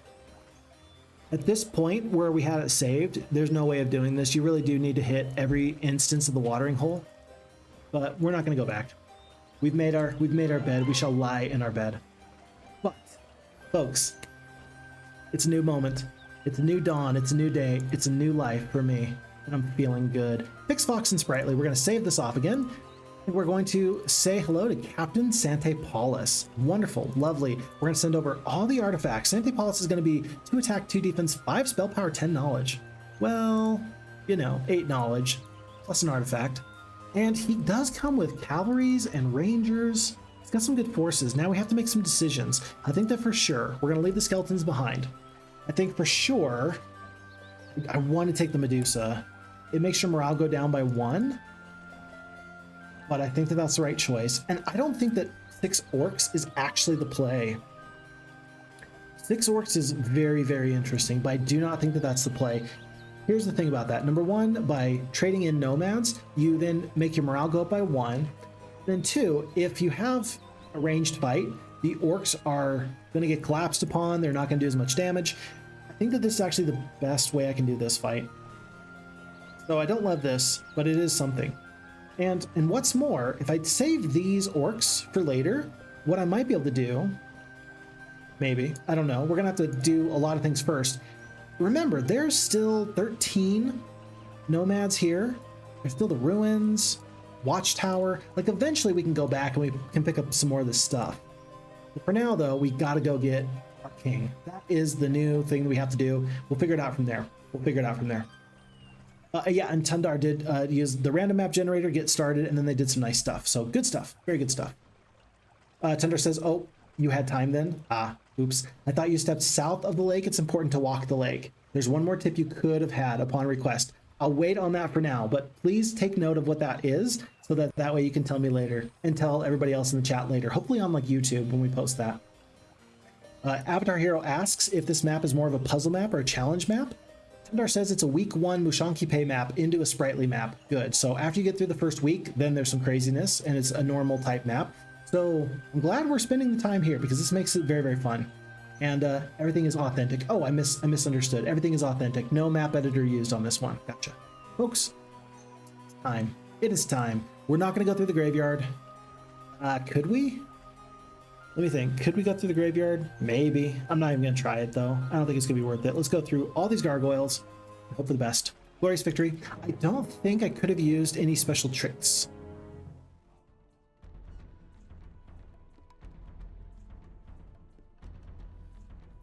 Yes, I could have. Hold on. Wait. Pause. Pause. I don't mind doing this because I want to do this correctly, folks. Okay. So, first off, Tundar is going to do this handover just like we already did. Medusa and nomads. And rather than have the rangers at the top, we're going to use a little something I like to call making sure that Phixxy has a good time. It's going to be group formation. This is pro tip. This is not a good time. Typically, this is not my favorite thing to do. But what happens here is you got two hex creatures on either side of the rangers. You can step the cavalries in front of the rangers because they're going to get to go first. And then you don't have to lose any rangers. And that seems to me to be a pretty good time. That's going to be the choice. That's what we're going to do. Topal says it's a beautiful map, by the way, as expected. I love that is the what the prestige, I suppose you call it. That is the reputation that Tundar has, is that Tundar maps are inherently beautiful. And I would agree with you on that. I'm very happy that you also agree. I'm glad we're seeing the same thing. We have 7 HP on this Medusa. I'm going to try to do these cures. I'm going to try to save these creatures wherever possible. Let's go cure here. 4 of the gargoyles. We're going to kill 2 of them. Great, good job. Okay. And then the ranger stack can now do a full stack. Well, not quite, but they did pretty good for themselves. I'm going to let the Medusa tank this bottom retaliation. They're not doing a ton of damage, but they are tanking a bunch of damage. 17 HP. I'm going to attack. Yes, I will attack, and I'll attack here. 3 gargoyles goes down. 14 HP here, 20 HP here. Do I spend 1 more cure? I think I do, because I've got the spell points. I don't think it's going to matter that much. So we're going to spend the other cure. I lose a nomad, that's fine. I don't want to lose a Medusa. And look, the Medusas ended up taking way more damage. Very good. Okay, great. Big sack. Rangers does a big bunch of damage. And from here, I could absolutely just hit Q to end the battlefield. It's nice to see these things through to the end. So 400 experience points. Again, we are not going through this graveyard. We're ignoring campfires and such. We got to go through these centaurs here. Let's go back to spread formation, because if I forget, I'll be very sad. And sure, rangers in the middle. Why not? Let's make this happen. Glorious victory. 6 of the rangers lost. Does that seem like a lot to you? That seems like a lot to me. That seems like a little bit more than I want to deal with. But for now, maybe once the Rangers' turn, maybe we can prevent some losses. In order to try and get some nice morale, we have great morale. I'm going to assume that the AI would go to here. I'm going to go to here in hopes I can jumble up the RNG situation. Likewise, I assume the nomads would go here. I'm going to go to here and maybe I'll re-roll the RNG and get good morale. Ah, I don't get it. 1 ranger goes down. There's 9 HP, so the cure is not going to help. Will not help. Oh, it just simply will not help. Cure could be useful there. It's interesting. Is a cure worth saving a ranger? It doesn't guarantee you're going to save a ranger, but I'm going to try it. I'll try. After all, these are the margins for error. Hey, you know what? That might have saved a ranger. Oh no, but look at this. Due to the poor terrain again. We're just sunk. Yeah, due to the poor terrain, unless we get good morale here and go through, we can't even go through. That's so sad. Okay. I am going to do one more cure just because maybe there'll be a miracle. Who knows? Folks, if you don't look for miracles, you're never going to find miracles. If you don't look for miracles, you're never going to find miracles. We looked for a miracle and we found a miracle. The ranger stack stayed alive despite the fact that I should have lost a ranger there. Centaurs rolled low end of damage, and basically I spent like 18 spell points for one single ranger. We saved 3 rangers over the course of that fight. That feels okay. That feels fine to me. From the previous fight, Tundar says group formation for the win. Nice spot. That's exactly how that fight should go. Perfect. I'm glad that I spotted that. Good stuff. And Phixxy said to Tundar, you didn't react to our score with Sarakin. Is 93 days. I think it was 93 days. Is that good or bad for the first Spritely? I think it was good. I think it was good. So that's me. I think it was 93 days is what I remember you saying. I forget though. Roman says, was the game saved? No, Roman, if you've come back, I did not. Well, yeah, we had to save and reload. I was unable to get the Holy Hammer. I made some errors. My bad. My mistake. But we'll go back for it. We'll eventually get that. That's for sure. Oh, it was 92 days. Oh, 92 days. Good, good, good. Very good. Only collect the gold. If you are wise, you can collect gold, nomads, and even several Medusas if you choose, but the fights ahead are hard, and it could prove crucial to pass some fast units over to King Phixxy. Sorry if I startled you. I am the soul of Sir Sandro, here to assist my liege. You must fight all fights. Oh, so you have to fight every fight. You must fight all fights. You might want to collect some gold. Okay, so actually, the fact that we kept nomads and Medusa is massive. Folks, it's actually a big deal, because if I had taken the wrong troops, this whole scenario might have already been over, and I might not have even realized that. So we're immediately going to go from cavalries up to champions. We're going to pick up the stables. We're up to 1,700 movement points. I will pick up the gold because I was told, hey, Phixxy, dude, pick up the gold. I will not go out of my way for the gazebo. This Freeman's Foundry looks so inviting. 1,000 experience looks so tempting. I'm not going to do it. I'm not going to do it. I'm just going to pick up as many of these nomads as I can. There's 10.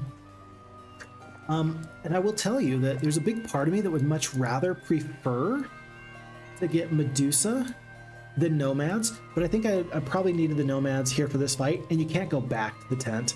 So if there's leftover gold after you come upon these Medusa, then you're just really feeling bad. Okay, we gotta go through this pack of Hydras. There's no ifs, ands, or buts about it. It's gonna be all about these Rangers. We don't have a Bless, but that'd be good if we did. We're gonna stay on this spread formation. Pikemen, yes, it's fine, it's fine. Pack of Hydras, on we go. Try not to forget to visit the Oasis after each battle. Every movement point counts. Yes, sir, you got it. Pack of Hydras, let's go. Oh, it's not good. I don't need to tell you, but that's not good. You know what though? Hold on. We've got 4 speed. These are all 2-speed creatures. We've even got good morale. If I can kill a couple of these bottom stacks with the Rangers, I can kite these guys out. I don't actually need to fight this fight. I really don't. Like, I've got to fight the fight, but if I can kill 2 stacks of the Hydras, I think I can just run around. There's little bits of morale, there's little bits of practice and stuff. For now, we're gonna skip. We go to here, start killing the bottom Hydras. We're only doing about, what was that, 60 damage? Under 60 damage. Not good. Not good at all. Because Hydras are gonna take like 3 or 4 turns to get down the battlefield. This is nice though. This is kind of the concave I wanted. Let's do this again. How to kill stacks where you can. I put the Medusa into this position where maybe this Hydra will attack them though. Like 1, 2. If I go right here, they'll attack me and I can start to use my cures a little bit. 17 damage, okay. So now we've split this stack here. If you, let's see, I don't want to go 1, 2, so I don't want to be here, but I can go to here. Attack, and then I can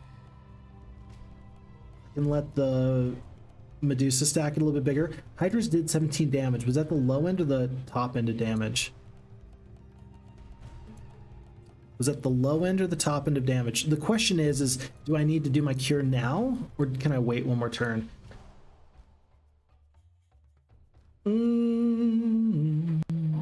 Alternatively, you can wait and let the nomads attack. They'll probably do a little bit more damage. They probably won't kill the full stack. You're going to lose them to attrition quite a bit more. These Hydras, I don't like this choice as much as I did before. The Rangers, the Rangers are going to get collapsed upon in a turn and a half. And at this point, the way these Hydras are moving, they're not going to have an exit. I'm going to skip on the champions.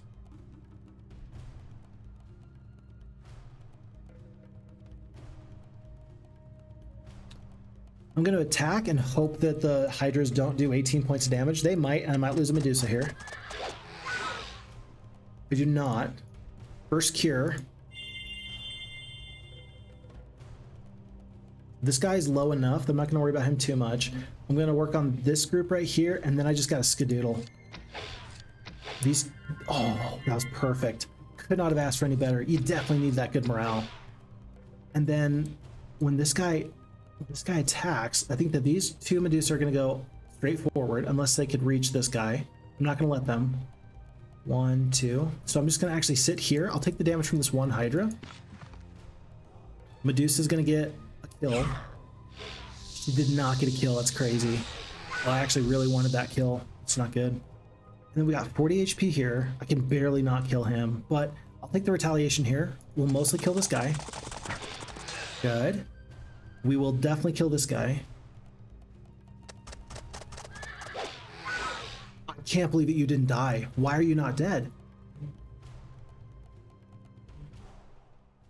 Rangers have to run. There's 50 HP here. Unfortunately, though, the pikemen have to just kind of hold this section here. Yeah, they've got to just hold this. Because otherwise these three are going to get down, so you got to play with this terrain. You really got to. I wish I'd known that, but you can't help that. No use crying over spilled milk there. I guess I could step up with the Medusa. How important is it to you to kill this one Hydra here versus protecting the Rangers? I think you've got to protect the Rangers. That is your only objective. You got to protect them there. We'll go to here. We're gonna take shots from 2 extra Hydras, and I really wanted to. There's okay, 16 HP there. That's immediate cure on the cavalries. 29 HP. We should be able to kill this guy. Yeah, no problems. In fact, okay, so Medusa will step up. You'll step down. There, dead Hydra. You're still alive. You're still alive. I'm trying not to yell because I'm at the library.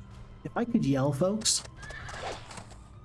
If I could yell, I'd be screaming right now. I would be... Well, I am. In my heart of hearts, I am screaming. It's gonna be fine. It's gonna be okay. But here's the deal. This Medusa, if I attack and don't kill him here, then I'm gonna lose a Medusa, but I gotta get the damage off of these big stacks. The pikemen are gonna do a good job just defending. Please kill this guy. I can't even tell you how much I need this to die. Please kill him. Wait, 1, 2. Yeah, because of the terrain, I can actually step to here. Okay. Okay. Alrighty. So let's take stock of where we're at. Losing nomads doesn't feel good, but we will take it. Wait, yeah, 8 HP left on this Medusa. Let's keep that alive. And rather than attack these Hydras, let's just kill this single Hydra here. Nomads are gonna reposition. And the pikemen are going to last for maybe one more turn. Maybe they're going to last for one more turn. The question is do I attack here or here? I can kill one more full Hydra here, but these ones are going to get engaged on by 3 stacks. And I've really got to kill these guys one by one, like as dead as I can. Okay, so he lasted another turn. That's great. So good. I'll attack. Here. With retaliation, we got 20 HP left. I'm going to spend the cure. Because this guy's cured, these guys are going to just take some damage. Step up. Down to 1 Hydra. skip on the pikemen. Medusa are going to get hopefully some good damage. They do. Big AoE damage.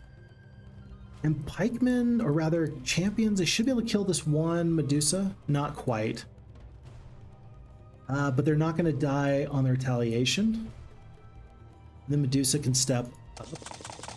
We attack. We're down to 2 Hydras there. Very good. 20 HP. I'm okay to lose a single Medusa. I'm gonna prioritize the champions because they're 7-speed creatures. These guys have already lost their turn. And somebody's got to step up to here, either the Medusa or the Nomads. I'll let the Nomads step up. Get their damage off. There's 27 HP worth here. If I kill here, the Medusas might be able to go around. Now, Medusa have got to hopefully finish off this, and then you hope that you can get enough damage here to kill. You can't quite. It's okay. Do we kill the Hydra here? Not quite. Okay. Yeah, but we're okay at this point. We're fine. It's fine, folks. It's fine. Another Nomad's gonna go down. Not quite. 1 HP. Okay. Take a step back. Little area there is good for me. Medusa will step to here. Rangers go to there. Whew. Whew. I can be proud of that fight. That was actually a really well done fight, I think. Could I have made improvements? Yeah, of course. There were so many times I thought that I should have killed the Hydra and then I didn't. But in general, that worked out pretty okay for me. So we lost 6 pikemen, very sad. I'm very glad I didn't go out of my way to the Freeman's Foundry now, because now I've got a full extra slot where I can break off a single stack of a Nomad if I need to, or whatever else. Overall, big loss, not a good loss. But keeping the Medusa alive, keeping the champions alive, keeping all of the Rangers alive is big. Oh my gosh, look at this. Tundar, did you plan on this? I don't think Tundar planned on Captain Sante Paulus picking up pathfinding amongst all of this. We might have just gotten away with something, folks. We might have just gotten away with something big. Not only the fight, but also the pathfinding. We're going to get caught up on chat, and we are now an hour and a half into stream. We're going to take a quick break, so that way I can make sure that my creative juices are flowing appropriately. And let's get caught up on chat, and then we're going to take that 5-minute break.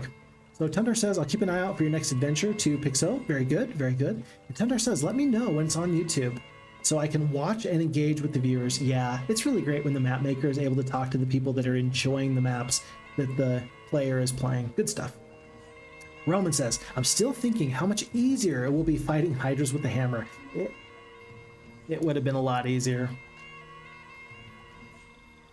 It would have been a lot easier. Not required? I don't think that the hammer is required, though. I think it's good, but I don't think it's required. I hope. Anyway, Thunder says the hammer makes the week a lot simpler, but it's not essential. It's tough. Okay, all right. Well, if it's possible, then we're not going to be sad. We're just going to be happy that we took the tough road, and that's okay. Avatar Hero says, very exciting fight. Good troop management. I agreed. Well played. Very good. I'm happy to hear that. And Phixxy with the GG. Okay, folks. So we're going to take a 5-minute break. We'll be right back here. Don't go anywhere. I'll see you in just a little bit. Okay.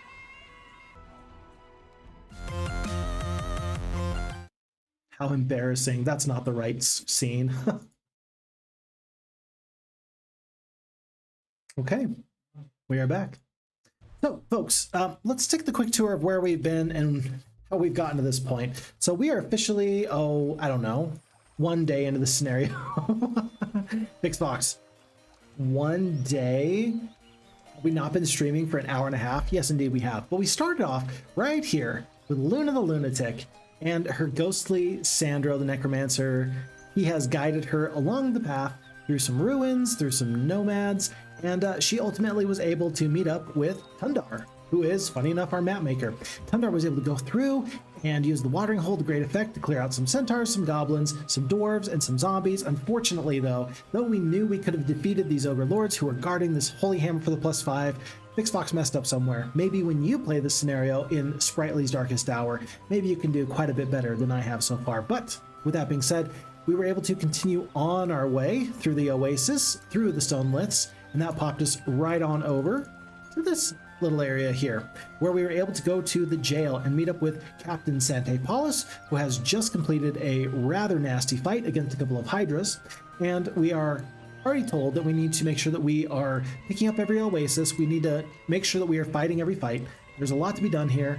I think that there is plenty to do where we just hit this oasis and get plus on the morale and 800 additional movement points. Let's do that as many times as possible. A drink at the oasis fills your troops with strength and lifts their spirits. You can travel a bit further today. Worth noting, it doesn't matter which oasis you pick up. Any oasis counts as a full oasis pickup.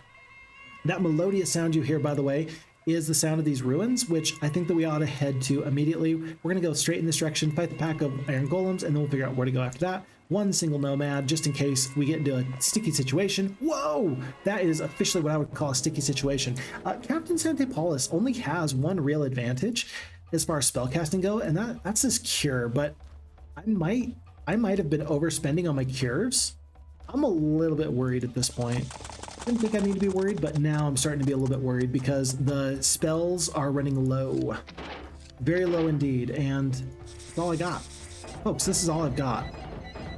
Now, this is interesting. Are the iron golems going for the champions here? If you cover up the rangers, are these guys all going to go for these champions next? If they do, all of a sudden, you've got a really interesting way you can play with turn order back and forth. You can. Oh my goodness, we are splitting up these iron golems, and of course we're going to run away just as soon as we get the opportunity. This is perfect. Could not have asked for any better. It's going to take one full additional turn for any of these creatures to get down the battlefield, so we're going to skip. Probably going to let the Medusa come out and play, not this turn, but next. And then yeah, champions just sprint away, my friends, sprint away.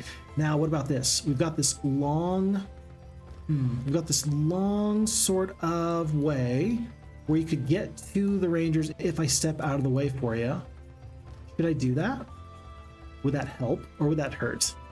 I don't actually know the answer, but I'm going to open up this space here. I guess I'm going to stay here. I don't want to waste the ranger damage. The Medusas are going to get up to here. Maybe they kill this iron golem. Not quite. And yeah, instead of going straight here, we've built a little bit of a pathway for the iron golems to go all the way around. That's crazy. That is wild. They are not going this direction. They're going all the way around until they come within 2 hexes of any of these creatures. That's going to be when they decide to make some changes. That's kind of cool. I love playing with the FHeroes2 AI like this. You might say, Phixxy, these poor iron golems, what did they do to deserve this? The answer is nothing. They did nothing to deserve this. But there comes a point where if you don't have a holy hammer, you got to make the very best you can out of any situation that you're given. That's what I'm doing right now. We're going to attack here. Maybe we kill this one. We do not. It was close. And Medusa cannot quite reach. I don't know if these iron golems are going to go up or down. Yeah, they just go straight for the champions. Very good. All right, losing 8 nomads down to that is muy bueno. Very excelente. What is going on here? Advanced pathfinding. I don't know if Tundar planned on me getting this advanced pathfinding. That's actually a massive deal. Now, the leadership is terrific. Don't get me wrong. Just in case there's some interesting thing that I want, but I'm not supposed to have, I'm going to take this advanced pathfinding. I might ruin Tundar's plans, and nothing would make me happier than if I just ruined his plans for this great map. Mwahaha. Now, like for here example, right? The penalty is now down to 150%, so I should be able to step back onto the Oasis, no major problems. I'll go back to here, make the Medusa join, all 3 of them, very good. I'll fight several ghosts. I'll step onto the Oasis to fight them. Oh no, I forgot to do my little split. Oops, my bad. This is actually bad. This is actually really bad. Whoops, my bad. Okay. 5 speed, at least. Okay, I am going to get to cover up the Rangers. That's good, I suppose. Let's move to, let's see. Move to here. Go to here. Can you reach? You cannot quite reach. But and I do lose a Ranger. That's so sad. We already demonstrated the way that you can make these things go much better, and I just failed. I completely failed. It's so sad. Medusa are going to attack here. No, I mean, yeah, you might as well kill 3 of these ghosts. That is the very, very best thing I could do. and then these nomads will step back. This fight, we didn't need to lose a single ranger. We did lose one. And I could have done better. That was my mistake. My mistake indeed. Okay. But with that being said, one ranger goes down. Okay. Hope that doesn't hurt me. Jeez. Drink at the Oasis, an extra 800 movement points. We're up to 1800. I mean, Tundar's like, no, don't collect anything but gold. It's right here. And I've saved myself, I think I've saved myself one full extra day's worth. Unless walking through the ruins makes this go a little bit easier. I don't know. Do I dare mess this up? I think I do. I think I'm just gonna be so greedy. So greedy. I'm gonna step back to here. Maybe it'll save me just a few movement points. We'll go down. Glorious victory, no losses. I'm gonna go back to the Oasis. There's an extra 800. And we're gonna start to go through this. Here's some ruins. There's another 5 Medusa. Huh? You see? Gotta pick up the gold, because of course you do. Lots of sprites will attack. They want to scatter. I'm not gonna fight them. I don't know if the experience is gonna matter all that much. And we already needed to visit the watering hole anyway. Pack of Grand Elves. Best way of fighting this fight. What's the best way? 2 stacks of the champions, 1 stack of the nomads? I think so. Gonna lose a bunch of forces here, I fear. Yeah, 4 of these rangers. Let's see if we can save any amount of them. Terrain is horrible. Oh my gosh. The nomads are gonna miss out. Nomads are going to miss out, and I can't stop it. So here? Wow. The only thing that could have been worse is if these nomads got good morale here. That would have just been devastating. Absolute heartbreak. Phixxy, could you have used a cure to maybe save another ranger? I could have. I don't know if that would have actually helped. Yeah, I don't know if that would have helped. Okay. Well, the champions are still going to do excellent work. I'm positive. At this point, the fight is won. There's the good morale I needed last turn. But again, losing all these rangers. Maybe the rangers were just there for the Hydra fight. Could have been. It's just that rangers are such a good unit, especially when you have nothing. You can do a lot with some range damage, but at this point, I don't feel like I have enough rangers in my stack to actually make good things happen. Now, here's the question. Was I supposed to step on the treasure chest here? How much gold do I have? 2,500. I'm gonna do it. I'm gonna pick up the gold here again. Refreshing drinks don't really help me at this point. More Medusa. Through the swarm of peasants. Bro, I've got 15 Medusa. I think that 2 stacks of Medusa actually give me a really nice chance at dealing with like a stack of 60. There you go. Perfect. That'll work. It's told me, Phixxy, you need to pick up all the treasure, or at least all the gold. Maybe I've picked up too much treasure. Maybe that's a mistake. I'm gonna ignore this treasure for now. I've still got 2,500. Ooh, this fight's a little bit worse. Let's make this happen. Okay. Luck, don't fail me now. Now, I just realized, like we did last time, if the rangers are covered up, maybe the peasants are going to go south towards the champions. Let's do this again, actually. Let's try to make that work. Yeah, let's go to here. I think the peasants are going to just go straight for here. Let's go down. And maybe if these rangers are covered up, maybe they're going to go for the champions instead, which is ideal for me. I'm just going to whittle these forces down evenly. Nope, they're still going straight for the rangers. Okay, all right, I tried. Yeah, but rather than kill one full stack, we're just gonna split a little bit here, and that actually looks to have been a great decision. Yeah, 8 Medusa should do plenty of damage there. Another stack of 24, there's 32. Skip. Do I do 68 damage? I mostly do 68 damage. I'm not gonna lose a champion here. 58 peasants go down. Yeah, that's fine. And I will do this. I'll work on this top stack, so I'll take the retaliation with the Medusa this round. It's 13 damage, that's okay. And then we'll skip. I'm just gonna continue to eat the retaliations. Skip. Okay. And then Rangers get their damage off one more time, and this group of 8 only has 8 HP. I'm gonna move them out of the way. That'll be the fight. Cool. No losses. Captain Sante, Paulus, scouting or navigation. I took navigation earlier for Tundar. I'm going to do the same thing for the same reason here for Sante, Paulus. So I got two of these guys. Oh my gosh, a magic well. Was I thirsty and I didn't even realize it?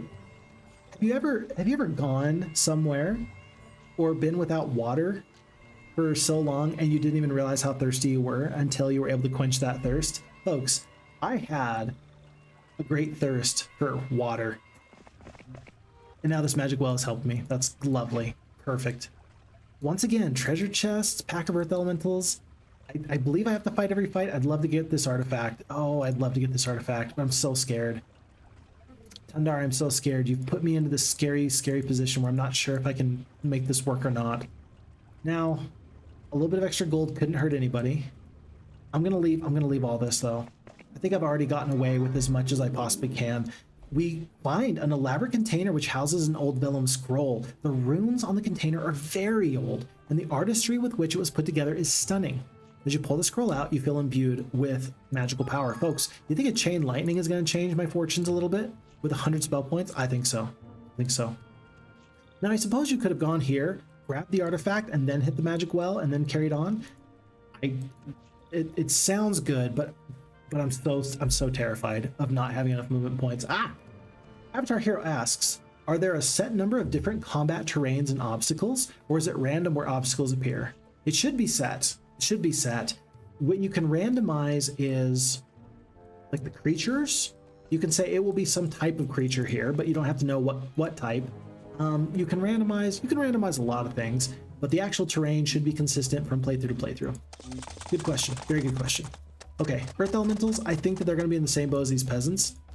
I'm going to do one. Oh yeah, that's right. Does immune to lightning, of course. Saw the chain lightning and I thought we would do this. I'm gonna try to get the earth elementals to go down south. I don't think that they will. Yeah, I don't think that they will. We're gonna step to here. Yep, step to here. And a little bit of damage. This is just gonna suck. There's nothing else I can do about this. I kind of wish I had one big stack of the Medusa. Maybe not. One big stack of the Medusa and then one single stack of the Nomads. I understand why I'm thinking that, but I don't think that actually works. Now, here's the deal. I can reach this top stack that's been a little bit softened up. I think you got to attack, and I think you got to get as much damage off as possible. The alternative is you just get hit by these ones this turn. 1, 2, 3. Yeah, this guy will go to... Unless he goes all the way in. I don't know if he'd be smart enough to do that, though. I think you want to get the first shot off. I think we're going to take the damage. This is gonna hurt. I feel so vindicated by that choice instantly. The good morale means that is much more worthwhile than it was before. Now the Nomads though. Do you mind losing 6-speed Nomads? Kind of. I don't want to lose the full stack, that's for sure. We'll go here with the retaliation. Rangers are actually going to consider where do they want to help. When the retaliation's gone from there, Medusa here can attack there. We step up. We have 2 stacks of 2. We have 2 stacks of 4 earth elementals. My final stack of Medusa goes, and that brings us down to 2 stacks of 2, 1 stack of 3, and 1 stack of 4. We've not lost anybody yet. Haven't lost anybody yet. Oh my gosh, 23 HP on the champions, 1 HP on this bottom stack of Medusa. That's going to be a cure.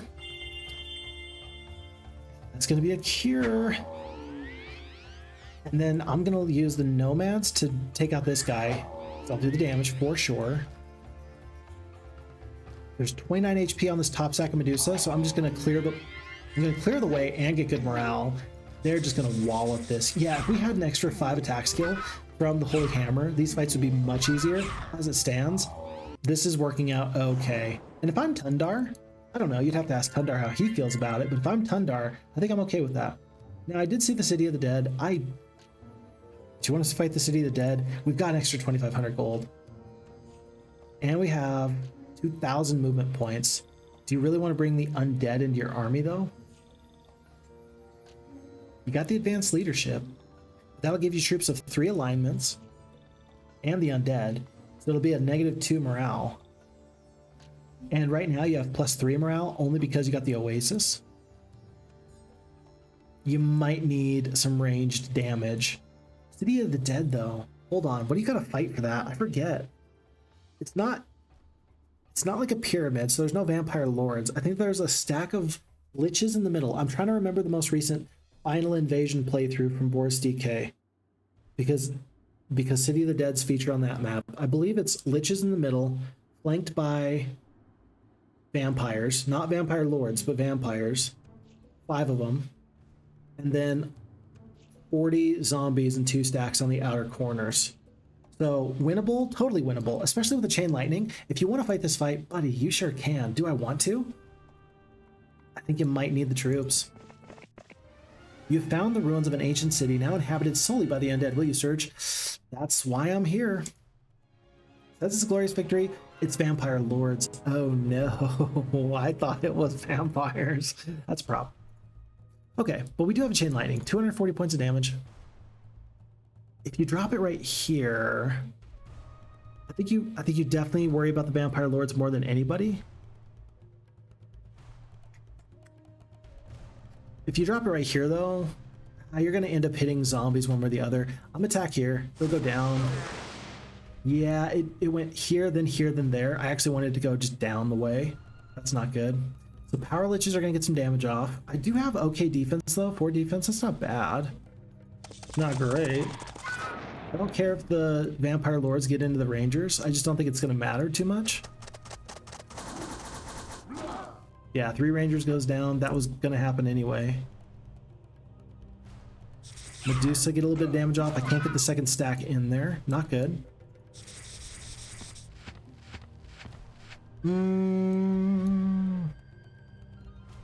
Yeah, this is really not good though. I think you have to kill the vampire lord here. I think you need to do a chain lightning here, and it'll go bam, bam, bam.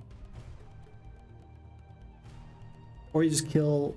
I'm not even going to worry about the zombies until later. Yeah, I'll just drop it there. Get a little bit of damage onto the champions. Ooh, it's actually 10 HP left. Do you want to lose a champion, or do you just want to sacrifice more rangers? I will sacrifice more rangers. Oh, sad. So sad. 10 defense. I'll attack with the nomads. We'll kill 1. Oh, good. And we actually lost a Medusa instead, which I'm fine with. Vampire stack goes down. There's only a couple of zombies to play with. We are going to save the champions. They'll just get out of the way. No need for a cure. The good morale is infuriating because we're not going to have good morale much longer. So, Xbox, good morale is good. Yeah, it's taunting me. We only have 3 of these rangers left. And so the only concern I have now is that these power liches, or these liches we're going to be picking up, if we didn't pick them up, we would have no way of dealing damage from range. And we've seen pikemen and swordsmen coming up. So it is pretty important that we do this. It's pretty important. Tundar says LOL. I'm scared about this. That's cute. What would Tundar have to say LOL about? Keep your secrets. Some of the surviving liches are impressed by your victory over their fellows and offer to join you for a price. Do you want to recruit the liches? I do, but I don't have space. So I need to just do this here and skip. It's, oh my gosh. I needed a little bit more gold. I didn't realize it was going to be power liches. So with only 2? I needed 200 more gold. Oh no. And it's too far to go out of my way. It's way too far. This is not good enough. I mean, even 3 power liches isn't enough. I was expecting to have, let's see, 3 liches easily with 2,500 gold. I was expecting to have 3. Is the power lich better? Not really. Well, there's nothing for it. You got to go here. I mean, we've got 2,400 movement points. The problem is I don't know what's on the other side of the list, so I can't decide what to do. On your first playthrough, this map is going to play very different than it will play on your second playthrough. After our hero says, it means that we can learn the different terrains and statistically assess what formations will be best. For example, if sand battles never have obstacles in the top where we normally put the rangers, we can put the champions there so they can reach all the way, especially against ranged creatures that won't crowd out our rangers. It's a good idea. And it's really useful for like over here. I knew what this hex battle was going to look like. I didn't know what this hex's battle was going to look like. I believe that no matter where a battle takes place, under the same parameters, it's preloaded into the game what a battle on this hex will look like. Now that does change depending on, I don't remember if it's where the defending creature is defending from or where the attacker is attacking from that generates the chunk. But the game is, I mean, we're talking about deep, fun, cool stuff about this game that other people don't even get to think about. So what I'm trying to say is that you're thinking about things in a way that I like. Never stop. Okay, let's do the damage. Let's see. Bottom? Sure, why not? We kill a couple. Gonna skip on the champions. I'll skip on the rogues. There's 40 HP, there's 20 HP. Let's try and kill one here. Not quite. Ranger damage could be enough, and then the Medusa should be able to step up, and they'll kill here, so a little bit of damage. Very good. Oh, I could have killed that whole stack. Whoops. All right. Well, we got some damage off here. At least we're really, really fast. 66 points of damage there. Not too bad. I don't think I need any cures. 66. If I attack here, I'll attack here with the nomads, and then the power liches can attack in the center, and they can maybe finish this off, just in case these nomads don't kill here. They don't. 6 HP left. Oh, there's a double hex attack. That's not good. It's not good. Okay. I mean, okay. Interesting. Diplomacy, now that's interesting. What if some pikemen joined me? That'd be crazy. Should I make room? Are 3 rangers really going to win me this upcoming fight? I mean, if they just joined me for free. Could you imagine if it was just for free? Probably not these guys, but maybe these guys. I'm going to do this. I'm going to dismiss the rangers and just hope. So Master Swordsman, I have no hope that they're going to join me, but this lets me do a single stack here. This is weird. It's lots of Master Swordsmen. This is not going to be a fun fight. We do still have 3 full chain lightnings. We might use all of them. Take notes for the sail ahead. Sail west as far as you can sail. Sail north as far north as you can sail. Collect nothing. You have no time. Finally sail east until you land. This is the only way. Search before you embark with King Phixxy. I feel like I need to take a picture of this. Yes, I'm going to take a picture of this because this actually seems to be pretty critically important. And if I fail, that'll be bad. So as far west as we can sail, as far north as we can sail, and then finally sail east until you land. Search before you embark. That's the part that I'm not too sure what that means. Search before you embark.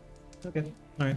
Lots of Master Swordsman, folks. This is gonna be a bad fight. I don't like this. Oh, it's way easier than I thought it was. Huh, never mind. Okay. As easy as this fight is, do you still want to use a chain lightning? Yep. Yes, I do. It just looks like it's going to be a big bad evil guy sort of a fight. A little bit of damage here. I do like the choice of having these Medusas in one big stack. That just feels okay to me. Are these guys going to group up a little bit? They do. I'll get the full damage with the Medusa here. We'll get a little bit of damage yonder. So here. And here. Do the nomads attack? Sure. Because I think that the swordsmen are going to go up. I don't think they're going to actually try and deal with nomads. Yeah, that's perfect. Okay. Medusa stack survives, and easy peasy. Lemons do squeeze E. Lots of pikemen. This is the one that I'm hoping that they join. Please break the map. Aww. Fine. In fact, this fight actually looks a little bit tougher than the previous one did. It's a little bit surprising. I really want to use the chain lightning. Last time there was no fights on the other side. Does that make sense? Last time there was no fights on the other side of the lit. So I'm going to assume that you might as well spend all your spell points. It just makes sense to me. And it could be completely and utterly wrong. But you don't know what you don't know. You don't know what you do not know. This guy can't reach, but we can reach you. Okay. Alrighty, folks, it's time. We still have lots of movement points left. Wait, was this it? No, you're kidding me. Is this it? Hey, bada bing, we found the guy. We found him. King Phixxy the Sorceress. Look how regal he is with his big, luscious beard. He's a good-looking bearded man. His armor glints in the sun. His headdress lets you know that there's something regal about this guy. Yes, indeed. Folks, I am so sad. Look how many movement points we have left with Captain Sante Paulus. We have 2,100 movement points.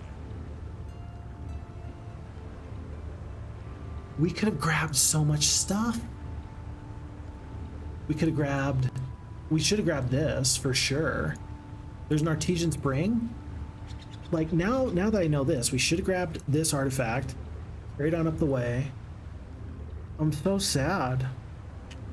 It's too late. It's way too far away. But if we could go back, I would. As it stands, then that means that King Phixxy is going to be 60 spell points less than he otherwise would have been. That's so sad. Well, King Phixxy does have to get into the boat. That is a guarantee. Now, here's a question. Can he get to here and then back? Probably not. Probably not. 2,000 movement points. Tell you what, I'm going to take a step back with Captain Sante Paulus. I'm going to go to here. Back. I'm going to do the full swap. Full swap and send. Time to leave. Power Liches can stay. As can the champions. I don't know if the sprites are going to be better than 3 champions. I'll bet you that the sprites are better than 6 nomads, though. Yeah, the issues with the morale are just so great. If you have the power liches in there, -2 versus -1. -1 I can swallow. -2 is just a little too much. So the liches ended up being a bit of a nothing. And then if I go back here, by the way, it doesn't cost me any movement points. I feel like I can get to here and then back. 1,900 movement points. How many do you have? 1,900 movement points? All right, let's actually do this.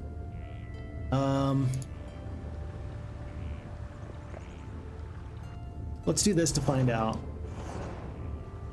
Sante Paulus is going to take one step out of the way, so he's actually only going to have 1,600. For sure, I want to step here on the Artesian Spring before King Phixxy leaves. Yeah. Definitely there. Oh, it was already been used. Oh, no, Sante Paulus, what have you done?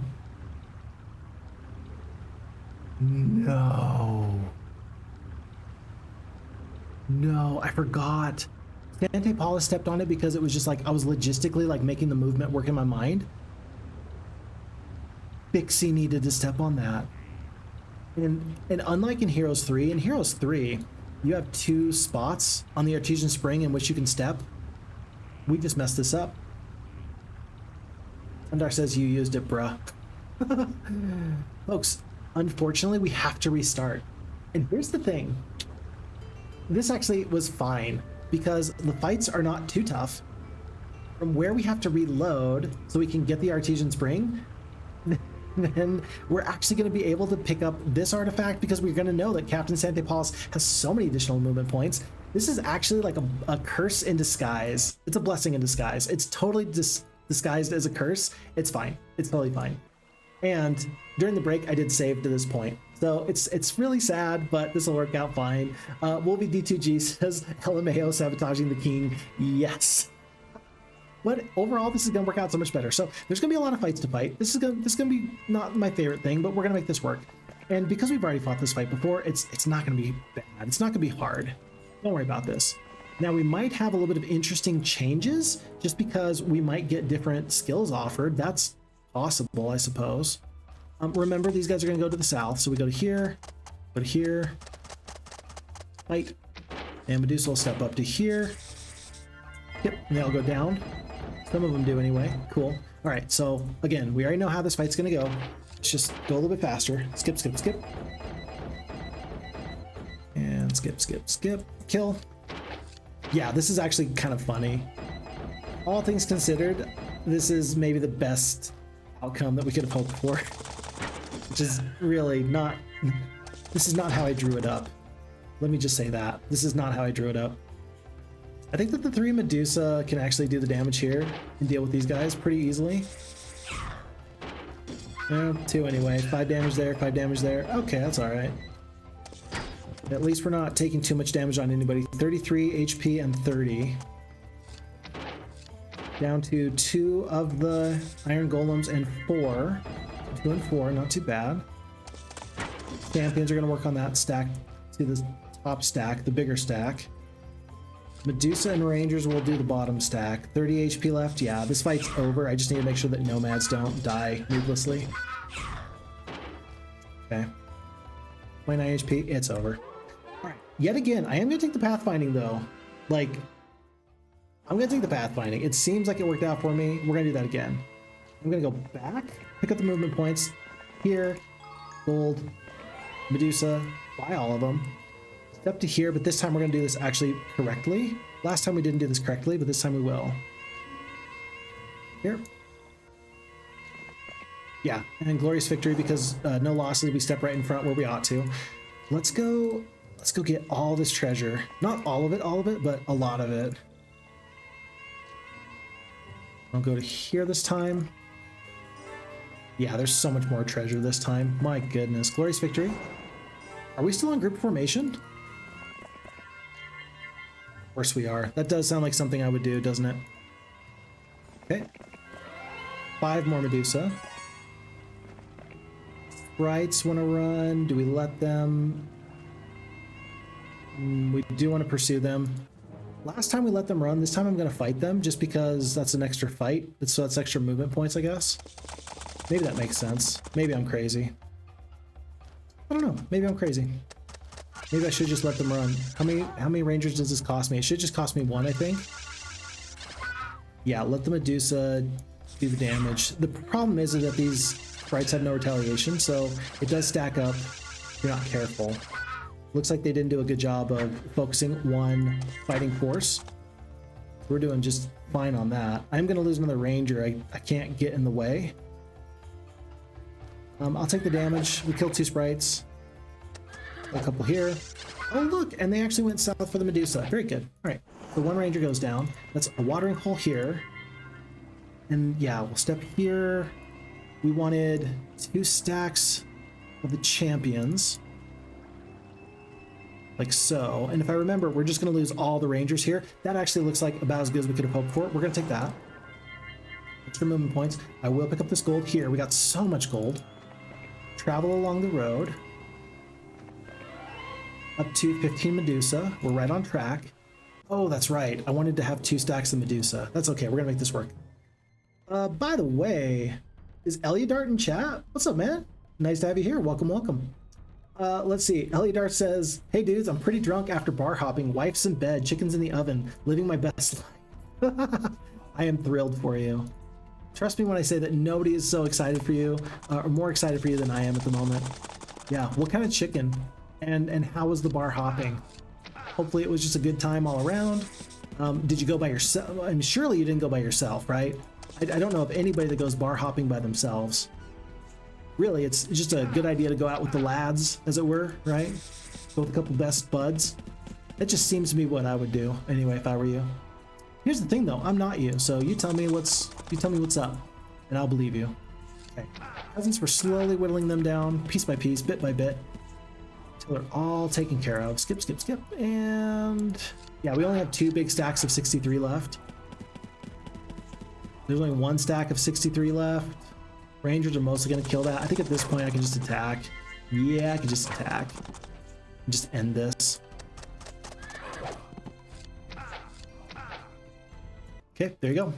So another glorious victory. Captain Sante Paulus, in case you haven't noticed, this guy is just crushing it. Lucky rabbit's foot. Oh, look at that. Look at that. Already, this playthrough is much better than it was the first time. Now, there was this wagon over here. I mean, Tundar, did you put something in the wagon? I don't know if you can actually edit wagons in the FHeroes2 map editor. I don't know if you can do that. But if you can, that seems like the kind of thing that Tundar would have done. Aw. That does seem like the kind of thing that Tundar would have done. But already having just the luck instantly makes my king feel much better about his chances of winning this whole scenario. Wouldn't you agree? Wouldn't you agree? Okay. As we're doing this, Tundar says, by the way, before you get into the ship, you also are missing a riddle that is relatively important before Phixxy can embark. Relatively important before Phixxy can embark. It said to search around. Oh, it did say to search around, didn't it? It did say to search around. I don't know what to believe there then. Huh. I'm gonna have to do a little bit of digging. Maybe it's just like a hidden bubble in the general area. Maybe that is what the clue is leading to or pointing to. Until I do a little bit more to find out, I'm gonna be a little bit in the dark. Hopefully we can figure this all out. Yeah, one big stack of Medusa is gonna kill somebody. I just wait one more time. One more time. Kill this back stack down to 31. And now that the Rangers have softened up these peasants in the best way possible. Ooh, 19 HP, that's not good. We've got a magic well coming up, so I'm perfectly fine to just take some hits and dish out some lumps. Medusa need to attack here, so we'll attack here with the nomads. Rangers will attack the bottom stack, and that'll do it. The Medusa will finish this off. Chris is in the chat. What's up, Chris? Nice to have you here. Hope you're having a glorious evening. Hope that you are happy. Hope you're healthy. Hope you are well. Hope that all of your dreams are coming true, whatever they may be. My dreams are... I don't know. What are my dreams? I haven't really thought about what my dreams are anytime recently, but I'm hoping that I have some good dreams sometime soon. And was that Tanil Tadara doing some fun stuff in the chat? Tanil, thank you so much for the subscription. I sincerely appreciate it. I've always appreciated you. Thank you so much for the time. I appreciate it. Thank you. Thank you. Also, Chris has a 3-stream streak. Thank you. Way to go, Chris. You're awesome. Man, is everybody here today? Folks, hold on. Okay, I don't usually do this. But I'm going to do this real quick. I'm just going to check. I'm not going to see who's in chat, but I want to see how many people are in chat. Dang, there's a lot of people in chat. All right, cool. I got a lot of people to disappoint. Visiting a local wise man, you explain the intent of your journey. He reaches into a sack and withdraws a yellow scroll and hands it to you. +3 knowledge. Yeah, you'd think that would make me play... I don't know, would I play better or worse knowing that there's a lot of people? I actually don't know the answer to that. I really don't. 2 wood in the cargo wagon. And then there's the lightning bolt. But Chris, no, I have not. I've not checked my messages on Discord. I checked them earlier today. It depends on when you sent them. I haven't checked recently. But we were having a good conversation about Heroes of Science and Fiction. Folks, in case you were unaware, you didn't know, Heroes of Science and Fiction is actually a really, really fun game. I really enjoyed it, and it was a gift from Chris. And hoping I can get back to that fairly soon. So if it was messages about that, then yeah, I haven't gotten to it yet, but I will get to it eventually. I am just about the worst person when it comes down to social media, folks. I just wish I was better. Man, I wish I was better about being available 24/7. Well, I say that, and then really I probably shouldn't be. I don't think anybody should be available 24/7, but at the same time, if it matters enough for people here to reach out and say hello, then I definitely want to make sure that I'm returning the favor. You know, if people turn up when I reach out and try to ask them for something, it seems pretty bad if I don't return the favor there. So yeah, I'll go check into that a little bit later, Chris. By the way, Tanil, I love that you used the Sphinx time emote. I think that's the perfect case for this situation, because here in the deserts, the sandy desert, there are many interesting twists and turns everywhere, I'm sure. And especially if we have more stuff that we need to find, like if Tundar says that we have to do some more digging, do some more searching, thankfully we are going to come upon that riddle again. Maybe it's not really a riddle, but we're going to get to come upon that again soon anyway. I'm going to be pretty happy for that. Champions are only taking 12 damage at a time. That's good information to have, actually. Nomads will go south.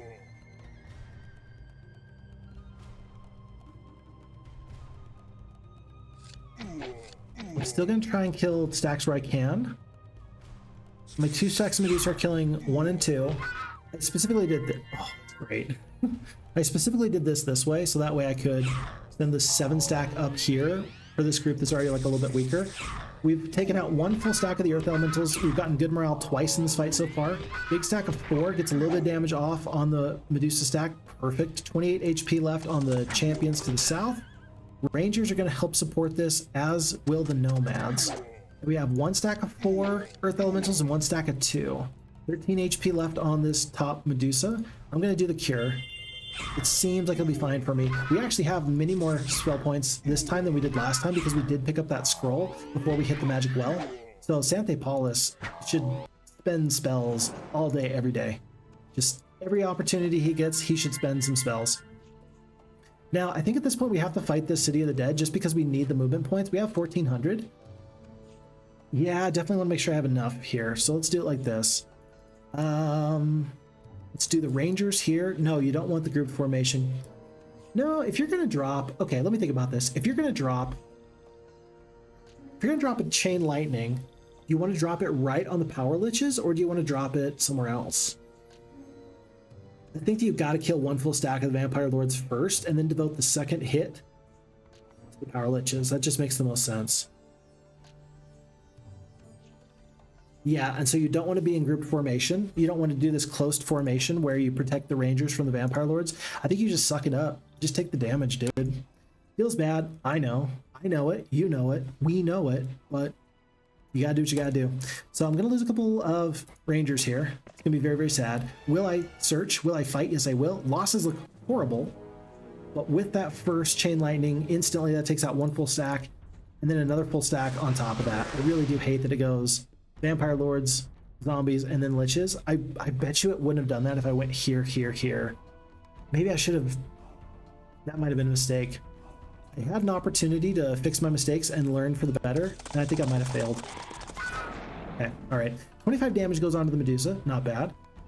I'm gonna send... I seem to recall that the Medusa were really tripping over these Nomads in the previous fight. Knowing that we're not going to take the damage from the Power Liches here, I'm going to move up into this direction. 2 Rangers goes down. We have 4 left. Both stacks of Medusa are going to get the damage off. Vampires do not heal up the full. Yeah, and there's only one Vampire Lord left here. 15 HP. That's fine. No Chain Lightning. Probably going to take a little bit of damage onto the champion. We do. That's fine. 10 HP. This time we can just kill the Vampire Lord outright. And then the Medusa and the Rangers should clean this up. Okay, 21 and 10. Let's just do some skips.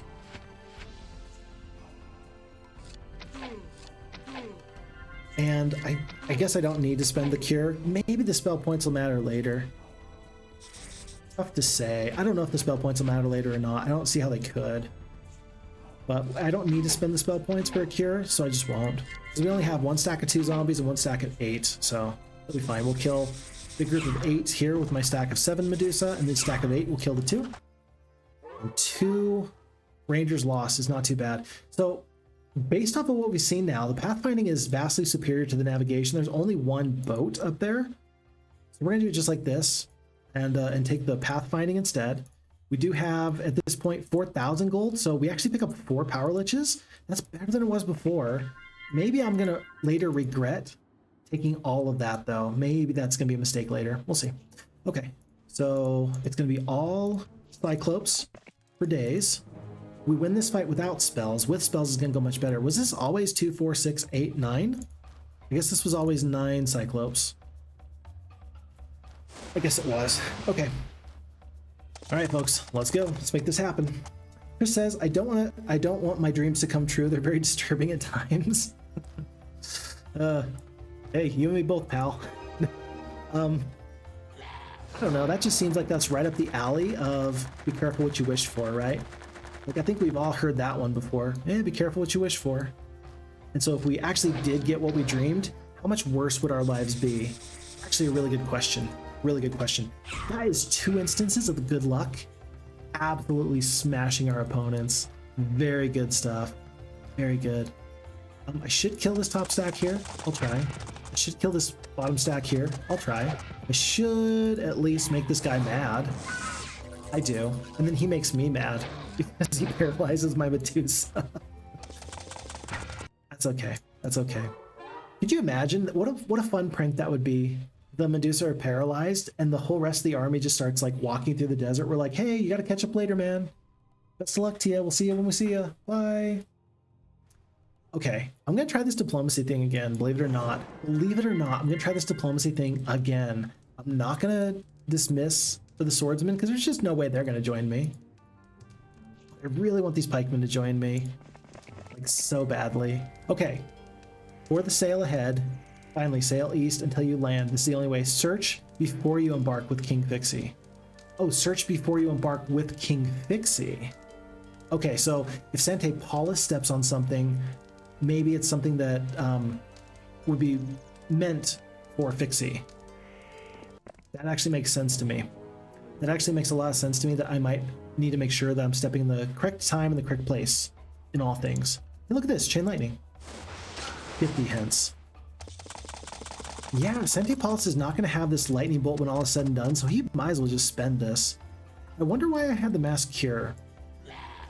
Maybe that was for the Hydra Fight? Maybe I just did a little bit better than I thought I would? I don't know. Sounds good, though. We'll do a full retreat, tactical retreat here. We'll take the damage from this guy in a second. And big Power Lich Bomb. Oof. Very nice.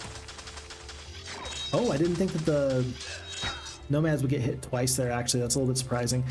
Medusa will clean up this big stack of 3. Then they'll also clean up the stack of 2. Very good. Tanil says, you have a wife and son. Probably shouldn't be instantly available. Yeah, no kidding. Tell you what, I love my kids. They're so great. I'm gonna love it when my 1-year-old sleeps throughout the night. That is... If you ever ask me, hey Phixxfox, what's going on with you? I'll tell you, right? I'm happy to tell you. I don't want these videos or this time we spend gaming to be like a video diary. That's not really the purpose of these, right?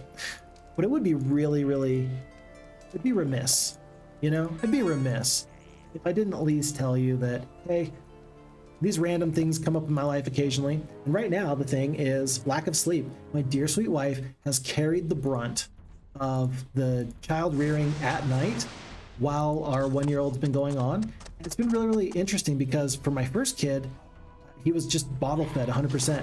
But my wife does 100% of taking care of that whole sustenance factor, then that changes everything, really. And so I'm happy to take care of my kid, but I don't really have the ability. I'm not equipped to deal with that, right? I just don't got it. I don't got it in me.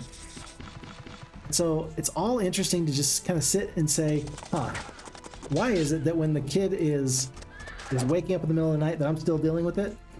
It's because my dear sweet wife has now for a year been absolutely hammered with every single wake up time, and she just needs help.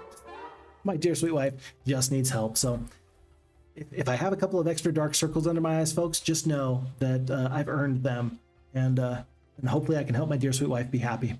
Nothing else matters. Basic estates, 100 gold per day, or the diplomacy. We're going to go for the estates here. We're going to step on the lith. We're going to grab the man, the myth, the legend, King Phixxy. We are going to hand this off. Okay, before I do this, though, can I step here and not ruin things?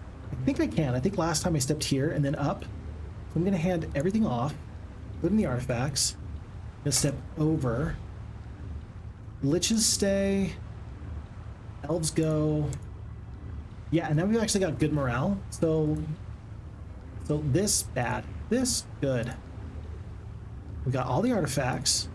Sante Paulus is going to take one step out of the way, or he could go all the way back. Just to make sure I don't mess this up, I could just go all the way back. All right, we'll go back. He'll start going his other direction for other stuff. Campfire, oasis, and trinkets. Near and far, trinkets everywhere. And surely we won't run across something that we wish we would have had.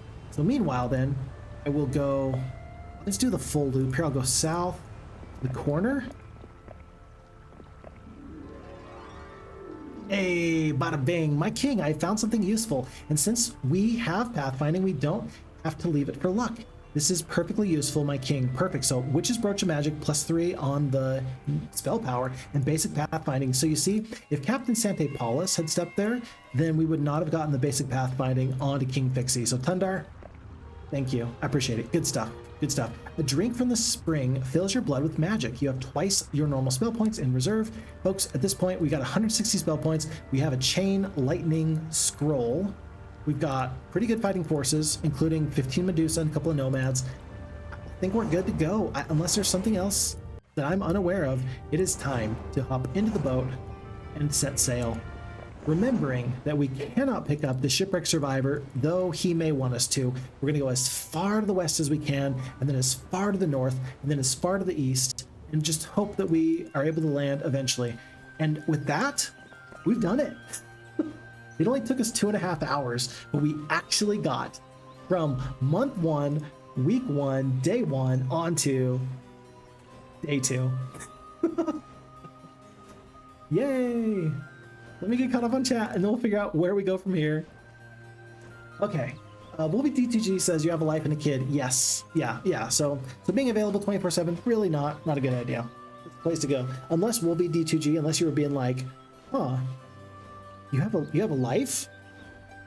Could you imagine Wolby's just like, wait. Phixxy, are you saying that you have a life and a kid? How did I not know this about you? I know what you meant. Wolvie also says that, yeah, you and Tanil were both on the same brainwave. Absolutely, 100%. Also, I don't know what that hype wave emote is, but I love it. That looks great. Eliodar says, what the heck? This is like a super huge map. It is XL, so it's the biggest map you can have. And so all of this we've done is not even a fraction of it. Four full heroes worth of movement points. Haven't quite done it yet. This is crazy. Phixxy wife is in the chat. Hello, Phixxy wife, checking in on me. Love to see you there. Love you very, very much. I'm busy saving you. Remember, Tundar said he was going to make a map that you were going to be featured in. This is it. It's going to be great. And Tanil says, it could be a video diary if they made a Heroes 2 map about your life. I think that's kind of what Tundar was going for here. So I'll have to feed Tundar some little life tidbits so that he can include that in the next map. How about that? Phixxy wife says, yes, she has, and don't you forget it, 16 months actually. It's very, very true. It's been 16 months that little life has been attached to you. My wife is like a nuclear submarine, and my little 1-year-old's kind of like a barnacle that refuses to detach from her. Okay, that makes it sound worse than it is. He's the cutest little kid, for sure. Okay, Arbiter Dan's back in the chat. What's up, Arbiter Dan? My kid kept us awake for about 1 year. He had horrible abdominal pain and gas. Oh, that's so sad. I was so tired, I forgot where the handle to the door was. I was looking for it on the wrong side of the door. You know what? That actually happens. That totally happens, and I'm so sorry that you had that experience. Is the kid worth it? I know the answer. The answer is absolutely yes, but man, it makes you wonder. It's like, are we really going to do this again? And the answer is maybe. I don't know. We'll see.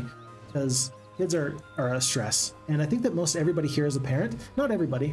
We got a couple of student-aged people. There's some people that are still in college. There's a couple of people that are currently unmarried. And there's a few people that have been in significant, meaningful relationships or not currently in one. But I do recognize that the majority of my audience is my age-ish. And yeah. If you've been there, you've been there. And for those of you who have not been there that want to be there, I'm excited for you when that time comes. That'll be lovely and wonderful. Chris says, with my daughter, I would use some white noise. In her case, the sound of falling rain. It would be on all night, and she slept right through it. Aw, that's cute. Yeah. What would we do without little technological advancements like that?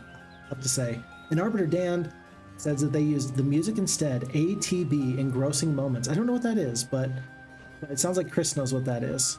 I might have to look into that.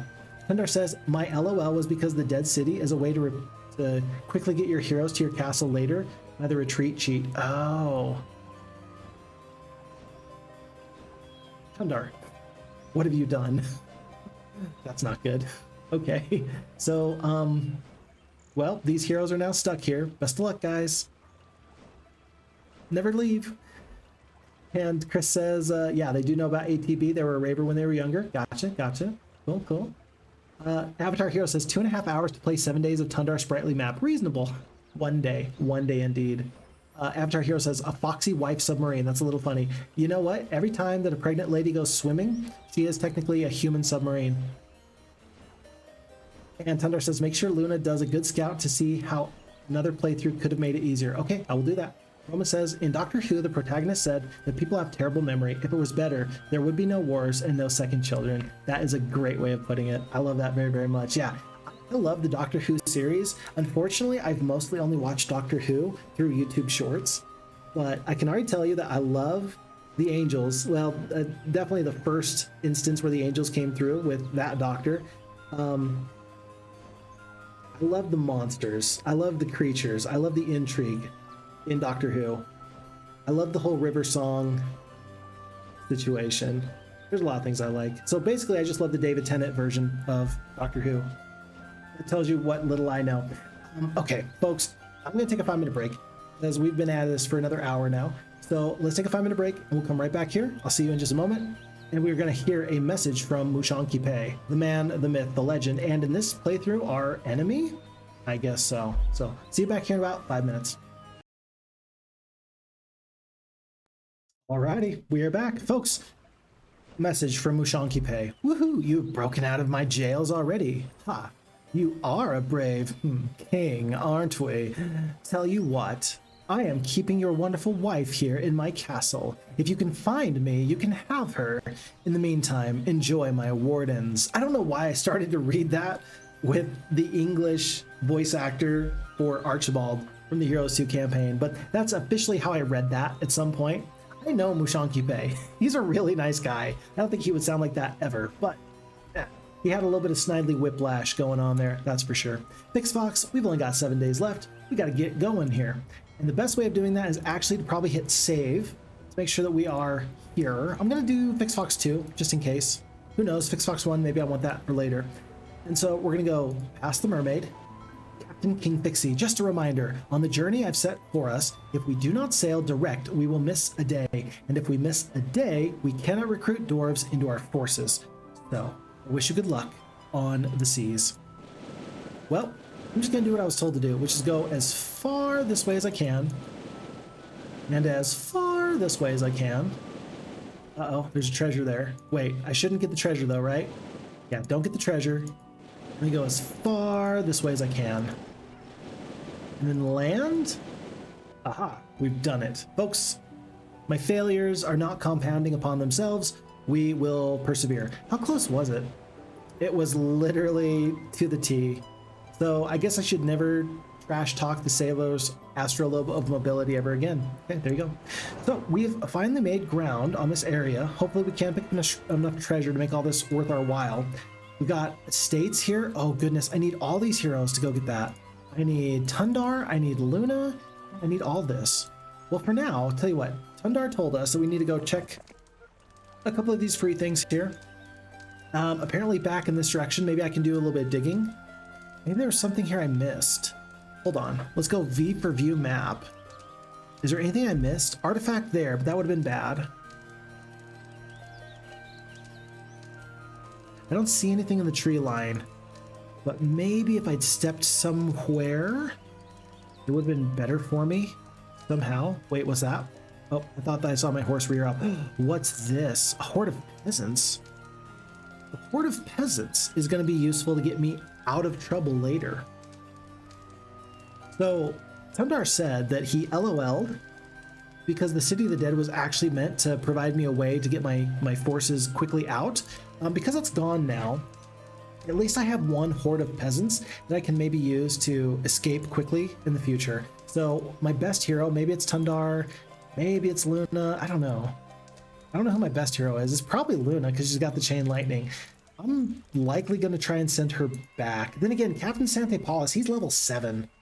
At some point when I get a town or a castle, I'm probably going to try and fast travel with him. But that day is not today. There's no artifact in here, which I'm actually very happy to see. I was worried that there'd be a nice artifact right there. Glad that we missed that. We'll continue back on up the way. I am going to still let Luna explore in this direction. There is over here, an artifact and a little bit of treasure. So maybe there's something fun there. Tundar, meanwhile, is going to pick up as much treasure as possible. No experience. No experience. Oh, but I never took the graveyard. So long as there's this graveyard, we can always return back home. Somebody will always be able to get back home. That's good.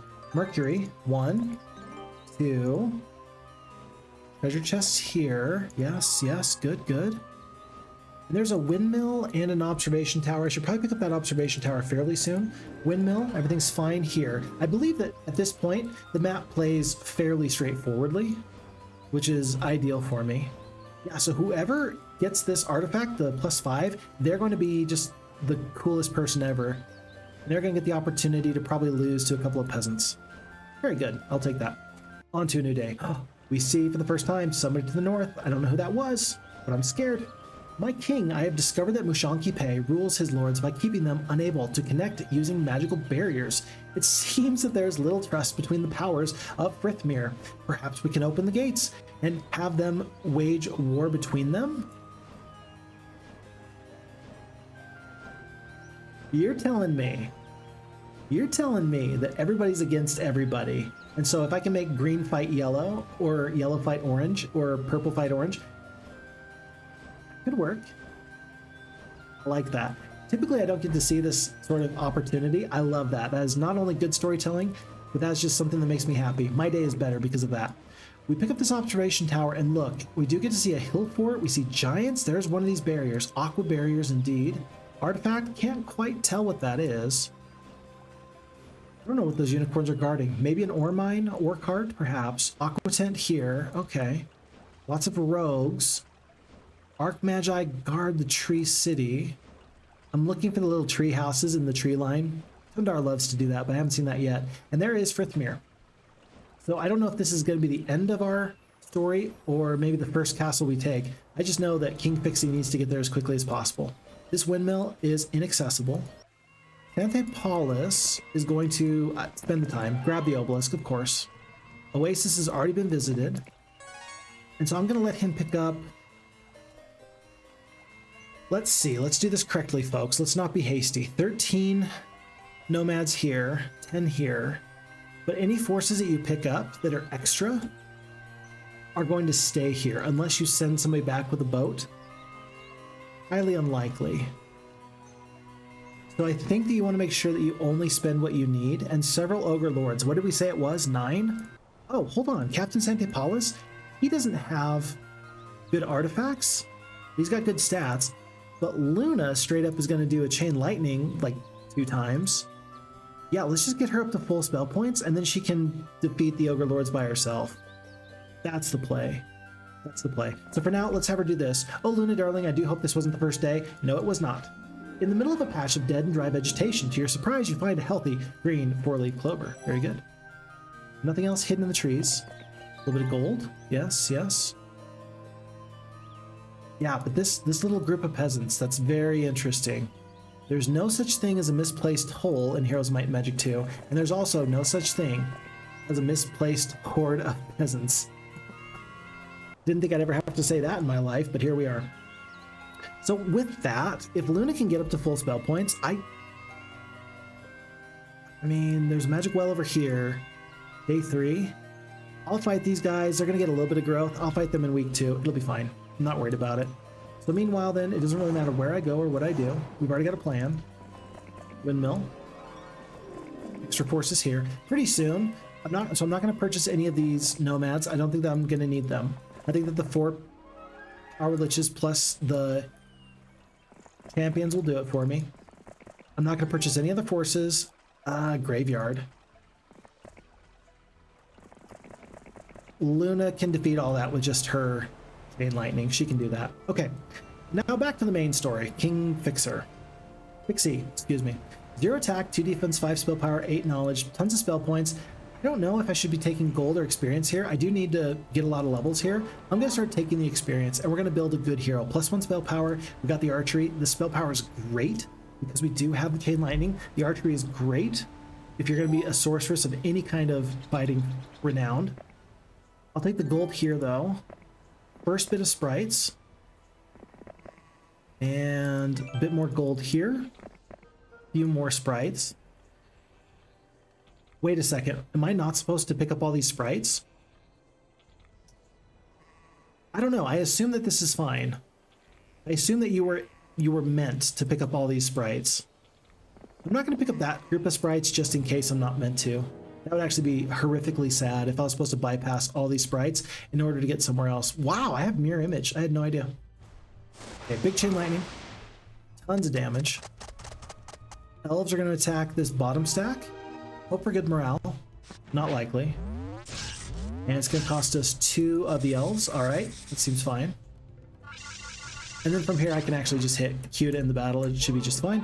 I will go for the advanced archery. Ballistics for taking that first castle could be useful. I'm going to assume it's not going to be that useful for us. We're up to 95 sprites. We're up to even more. Oh, there's dwarven cottages. Where do I even put them? Do I get rid of the nomads? There is a hill fort later, but the dwarves are going to make you so slow. So for now, I'm going to ignore the dwarves. I guess. I don't know. Wolby says you're probably meant to get the sprites. Keep in mind, most players aren't as good as you are and would have lost a chunk of their forces getting here. That's a good point. That's a good point. And that's about the nicest thing you could have said to me. I'm literally going to sleep warmer at night knowing that you said that, and I appreciate that. You think I'm kidding? I'm not. Okay. Yeah, do you dismiss the nomads and start taking dwarves? If you take the dwarves, these 2-speed guys are going to slow you down so much. There was a text that said that you should. 1, 2, 3 dwarven cottages. I'm not going to take the dwarves. Though it strike me down later. Though it makes me lose heart later. I'm going to continue on. At least we all picked up most of the sprites. There's still one treehouse here we never did pick up. But our experience is actually looking okay. Level 3. 145 spell points. Lots of hydras. Yeah, but I've got chain lightning, dude. I'm gonna be okay. Tundar says maybe, but this map was made for Phixxy. It was made for Phixxy. I appreciate that so much. You know what? I think the mirror image would have been better there. How much damage are these elves doing? About 100 damage a piece. Mirror image might have been the play, and I might have missed out on that. Let's see where these hydras go. Are they gonna go south for these Medusa? They do not. A little bit of snake on snake violence. I'm gonna drop another chain lightning. I think that from here on out I don't need to do anymore. Wolby says even you're not that evil, Tundar. Map was made for Phixxy. And then all these glittering prizes. I think that I try not to look at the preamble stuff. In the FHeroes2 Discord, there's a section where you get a check to see some information about the map. And I wasn't trying to ruin the scenario for myself at all, but I did notice that it said that Tundar believed that the map was extremely difficult. Not just kind of difficult, extremely difficult. And so, I don't know, would Tundar do something like that? He could. He could. He is shown to be a very competent, I almost want to say scheming, but that makes him sound too dastardly. He's very, very good at creating a very tough situation. But not too tough. Not too tough, which is maybe the most important thing. All right, Medusa are going to go to the bottom here. Yeah, no losses. It did cost us 30 spell points, though. Again, I'm hoping that that's not going to matter.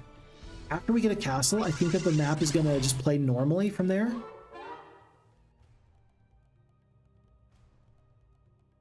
I didn't even realize I didn't have basic wisdom. That's going to be an automatic take. And then the mysticism is kind of interesting. So we picked up the wisdom. Mysticism or ballistics? Mysticism should be the obvious choice, but given that there's so many dwarves, there might be a castle we need to fight. I'm going to take the ballistics. Sounds crazy. I know. I know. Typically for sorceresses, I wouldn't do this, but I just got a concern here. A little bit of a worry. Okay, there's so much treasure. I will take the treasure. We're going to take the eagle eye. Psych. Ooh. Oh, you thought we were going to take eagle eye? Expert archery it is. Sorry. And then, yeah, there's probably so many dwarves here. I guess we can go right around Hugo. I guess we're not even going to fight this guy. I guess. He's probably just stationary, isn't he? Alright. Well, Dar, did you mean for that to happen? The dwarves and the sprites of these lands have been generous, my king. I believe we can make it to the nearest castle. I cannot be sure who is being held there, but I will find out. At some point, we should send aid to the heroes of Spritely, set them free, and search the woodlands for something useful. I can sense there is. Oh, okay. So we already mentioned that Luna needs to, like, search around and find stuff. All right, well, she's got a mission first, so she's going to go do her mission. and then we're gonna figure out where she needs to go after that. One thing at a time, ladies and gentlemen, one thing at a time. Okay. It will be Tundar picking up a little bit of, you know, little stuff here. Gonna try to get out of the way. Yeah, maybe right there. That rock looks kind of interesting. Looks kind of interesting. Maybe up here. See, now I'm just searching everywhere.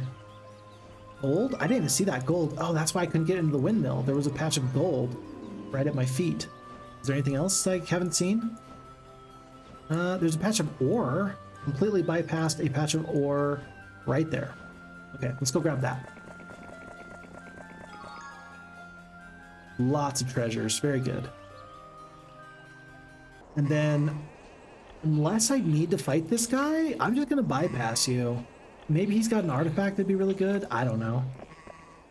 But if I don't have to fight you, I'm not going to. I can always come back and fight you later, I think. Oh, I did not mean to click that fast. That's okay. We're going to make this work anyway. This is a 5, 10, 15, 20, 24 of these rocks. So it's more rocks than I'd like to deal with. Now there's many less rocks than I feel like I have to deal with. That's good. We almost killed the full stack there with the elves. Are the sprites going to take all this damage? Looks like they will. And if that's the case, I'm going to send the sprites out to deal with the rocks. Yeah, stab, and then rocks go up, I think. I don't know why that first stack stayed right there. That's so crazy. Huh. Typically, the AI does focus very heavily on your ranged shooters. Typically, there's a good reason. Yeah, okay. At that point, you could have killed one more elf. I would prefer you kill the sprites, I guess. I don't know. Rocks in our path, my king. I once heard that Katsu, yeah, from the Phixxy Twitch place, the place where we're at. What's this called? Community. So Katsu, he moaned about rocks in the path. Blah. Pretty sure Sean Bean quotes them too in Civ 6. I love that Sean Bean is the voice for Civ 6. I actually like Civ 6. I really do enjoy it. I'm just not a Civ player because I don't want to spend 30 minutes on any one turn. Says the guy that spent 2.5 hours on the first day here. Shouldn't be a problem with all those dwarves on side. You just slayed 3 dragons. Ha, this will be fine. No, I did not. I did not slay 3 dragons, but okay. A glint of golden light catches your eye. Upon further investigation, you find a golden helm hidden under a bush. Lots of ores. Easy peasy, lemon squeezy. Through the stables. And I'm gonna keep picking stuff up. I think I'm fine to pick up stuff. I don't think it's gonna hurt me too bad. Nothing's wanna run. I don't wanna take the losses. I'm gonna ignore the wagon camp. It can't be too good for me. Not good enough anyway. Nothing else hidden in the tree line here. Maybe. Oh, there's wood. There is tons of stuff hidden in the tree line. Okay, and we'll hit end turn from there. Yeah, it feels so bad. If this guy has a really good artifact that I should have taken, I'm gonna just feel horrible. If I broke the scenario already, I am sorry, but Tundar did tell me to take whatever advantages I possibly could. So that's not my mistake. If Phixxy has a evil Phixxy, sinister Phixxy twin, then surely Tundar, this is not the real Tundar. Maybe the real Tundar is locked in the basement somewhere. Yeah, and so we shouldn't feel bad about breaking this evil, sinister Tundar's map. You think we would, but we don't. We don't. A little bit of damage here. A little bit of damage up here. Never knew you liked Civ. I have Civ 3 through 6. Civ 5 is your favorite. You know, that's the thing, is I've only ever played Civ 6. My brother was big into Civ 2 back in the day. I just never got into Civilization games. But I did enjoy the Civ 6 game. I thought that was fun. It was good. I played through, 2 or 3 playthroughs, and it was okay. It was not bad. But I definitely don't think that I am, how long does 3 playthroughs take? Like 50 hours? 100 hours? Something like that? Can you really appreciate a game after only 100 hours? Probably not. Nestled among the trees sits a blind seer. After you explain the intent of your journey, the seer activates his crystal ball, allowing you to see the strengths and weaknesses of your opponents. So why is Civ 5 the better of the group? 3, 4, 5, and 6? Why is it the best out of the 4?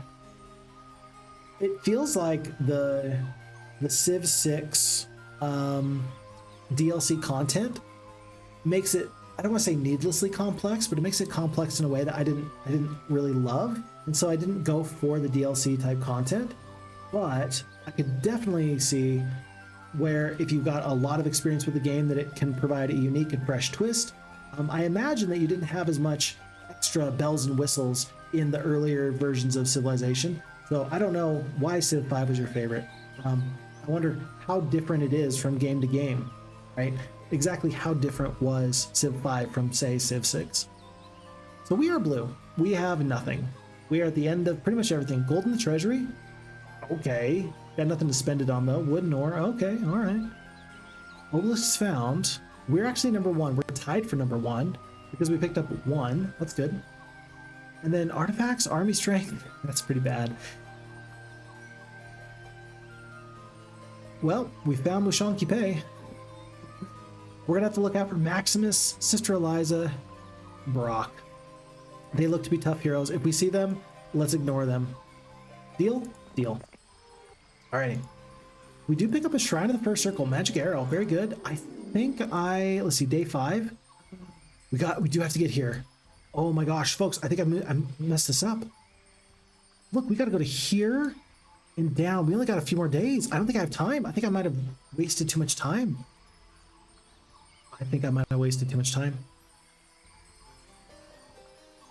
Even though I didn't take the 2-speed dwarves?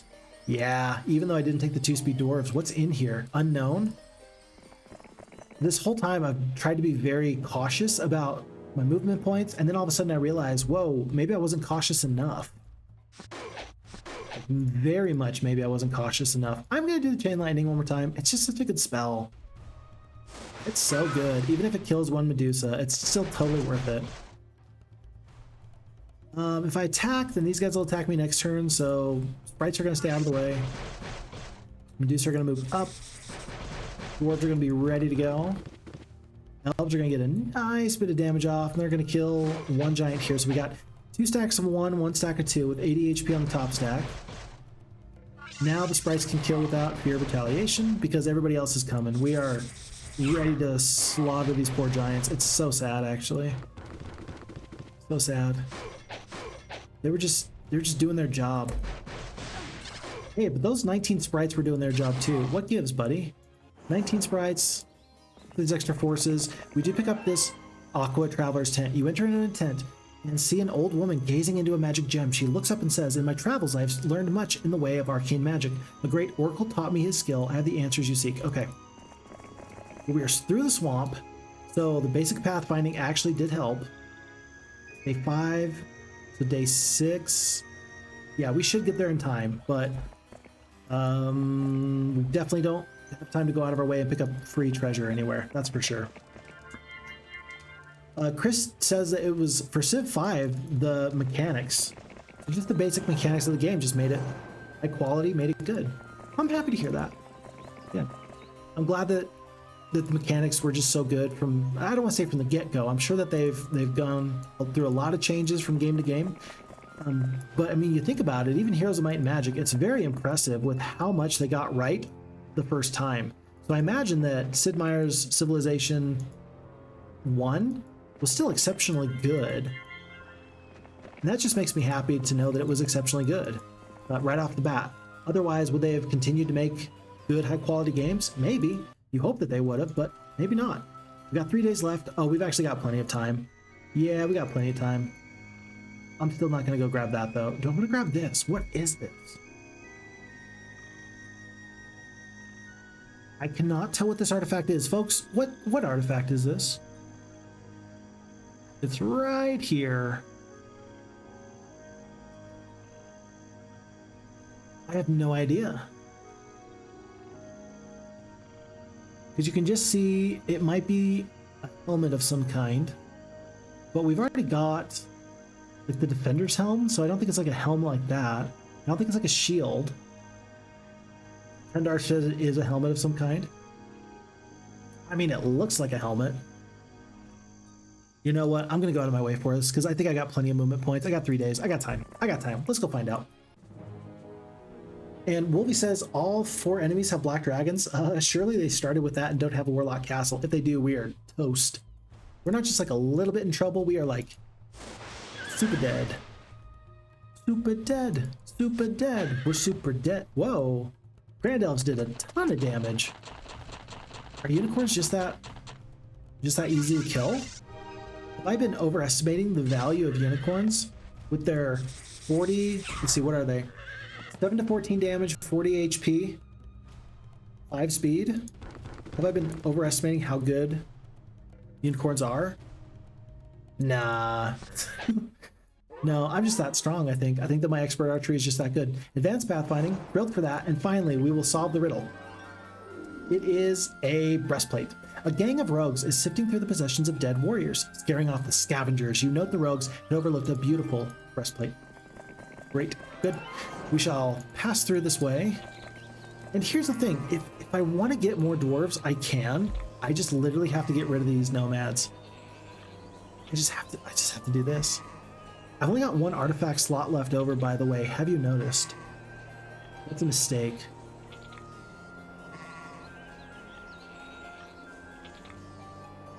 I'm going to ignore this for now. We will come back. It's 8 nomads, and they make your morale worse. Yeah, but so do the Medusa. I've carried these guys for forever long, and now I wish I'd had all those other dwarves. We just doubled our dwarven power. Golly. Okay, we got full spell points, so using those lightning bolts before didn't really hurt us. Folks, let's fight this fight. Let's be ready for whatever comes next. Let's have Luna continue on her little side quest. She finally got wisdom. Aww. That's so smart of her. You are so smart, Luna. Very good. And then she shall... She's just trying to go for that magic well up there. Only thing she's going for, really. Sante Paulus, again, we're still trying to explore, though. We already picked up that ore. What else could be here? Where else could this be here? Never mind, we'll find it. We are not friends. For surely we don't have better things to do at the moment. Okay, 2 days left. We are within spitting distance of this town. I'm just going to stop in at this lean-to because it's right here. We'll pick up the 1,000 experience. We're going to pick up this windmill. 2 gems. I don't know what's in here. It doesn't even matter.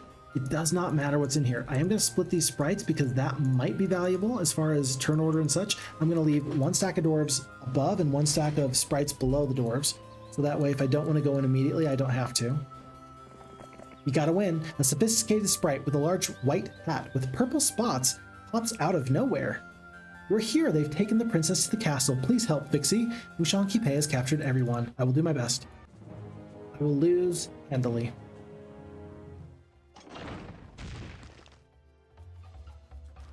This... Hold on.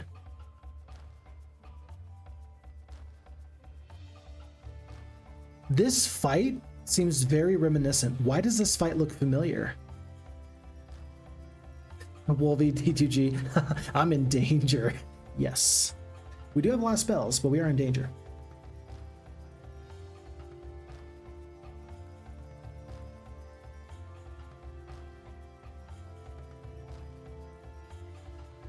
This fight reminds me, I think, of Peasant Revolt from Mushan Kipe. Tundar, did you do that on purpose? This is the final fight. This is like almost word for word. It sort of rhymes. You know what I'm saying? Aw. Did you do this on purpose? I don't know. By the way, after our hero says, do you think dragons like toast? I think that they have to. I think they have to. Because, yeah. If they don't, then, you know, that's very sad. You know, the dragons. I don't want these paladins to come out. I want the cavalry to get stuck like right here. I don't think that they will. If I could redo this, I would have put the Grand Elves here so I could step up and then box these guys into their own little wall section. I can't do that now. It's too late. Let's go here. Try to kill this guy down. Oh, that's horrible. That is horrendous. That's about the worst thing I've ever seen have happen to me, ever. In the grand scheme of things, that's about as bad as it gets. That's not good. That's not good. I will send the sprites here. They're gonna get eaten up by these pikemen, surely. We're probably gonna have to fight this fight again. Now knowing what I know, I think we're gonna have to fight this fight again. If I chain lightning here, I think it's actually gonna bounce here, which is really bad. I don't need to tell you that.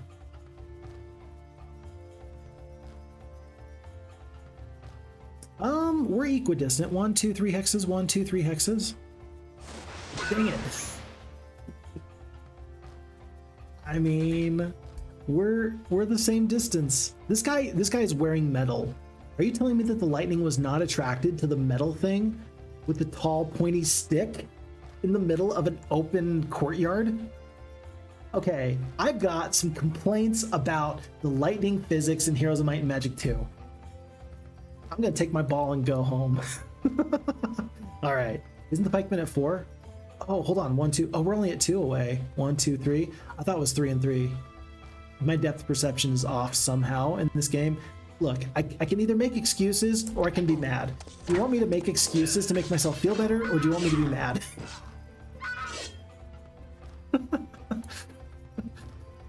I'm just saying. Okay. Alrighty.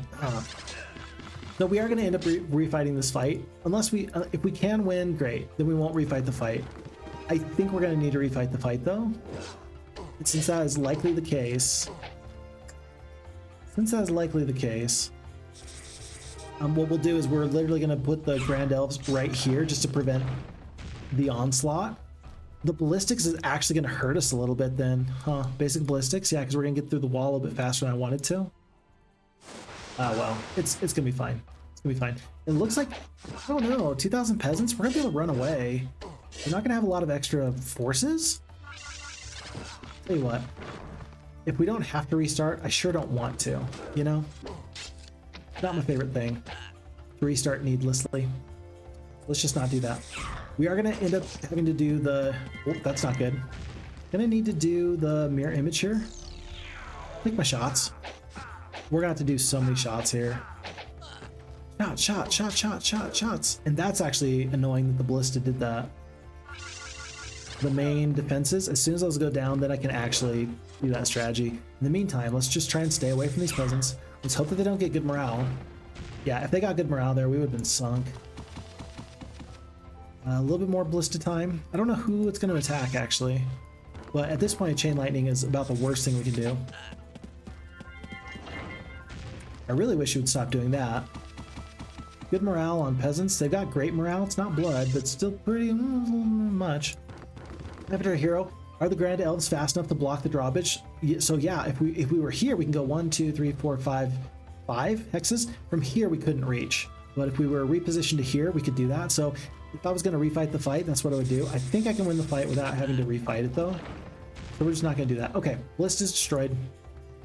To the power of shenanigans. We're going to start blowing these guys up. Do I assume that they're not going to get good morale, or do I run? If I didn't run these guys, I definitely don't run these guys. Everybody's just staying out of the way. No good morale. Perfect. Go to here. Go to here. Yeah, I don't know who they're going to try and kill. Do you try and kill the real guy or the fake guy? When I mirror image, 16 shots left. Do they share the same number of shots as these Grand Elves? Oh, perfect. They're actually going to attack the guys I don't really care about. So hold on, I got to do this for science. Oh, you can only have one mirror image stack at a time, but now I got 16. Oh, this is interesting. So I got 16 shots left, 14 shots left. So actually what you want to do is you want to do this a couple times. If you had like a million peasants, you would want to mirror image, not use these elves shots, not use the real elves shots, and you would only want to waste the mirror imaged shots. That's an interesting wrinkle that I didn't anticipate. As it stands, I am going to wait a few times as I figure this out, just in case I got to do one more of my whatchamacallits, one more mirror image. I don't think I have to, though. But we do need to hit spacebar a couple of times. If he reaches me, okay, fine. Okay, all right. Okay. And then... I don't know. Over here. Kind of waiting in circles. Whoa, hold on, that was close. Peasants almost reached me. Oh, there we go. It's not good. Well, Surprise. Yeah, but now they've got 14 shots. 12 shots, 14 shots. Okay, cool. Now I'm satisfied. We were definitely going to kill 1,100 with what remains. Let's just hope this guy doesn't get good morale again. Down to 940 peasants, down to 787. Down to 638. Down to 487. There's a good morale. That wasn't correct.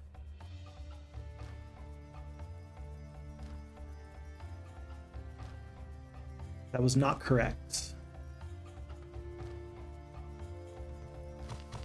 We've already seen that they'll go for the mirror imaged version, right?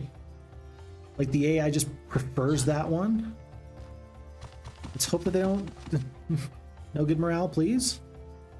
Please? Okay, good. All right, we're gonna get out of this. We'll be D2G, mistakes were made. And you said it. Okay. I'm gonna attack here. It's time to attack. I think that, well, it's really not time to attack. You don't have to lose any more forces. You better not. I'm gonna put the sprites there because I messed this up. I mirror imaged my way that way. Folks, I can tell you, 3 hours into this playthrough, I am already, I'm losing it. I'm losing it. And so I think, unfortunately, like, I'm grateful that we pulled off this victory. It could have been so much cleaner. It should have been so much cleaner. It was not, obviously, right? Like, you didn't want to lose half your stack of Grand Elves. You didn't want to lose the Medusa. But we're going to take, oh, Snake Eyes. Eagle Eye or Mysticism. We will take the Mysticism. And we'll take the Expert Wisdom. And the Ballistics. But even though it was not nice, we got into the Castle of Frithmir. We didn't have to waste time. We didn't have to restart. This is not a problem. This is okay. We have 250,000 gold. We've got a knight castle. We've got a little bit of growth here. We've got one more day to make a final purchase. It's going to be the armory, obviously, so we can get some swordsmen soon.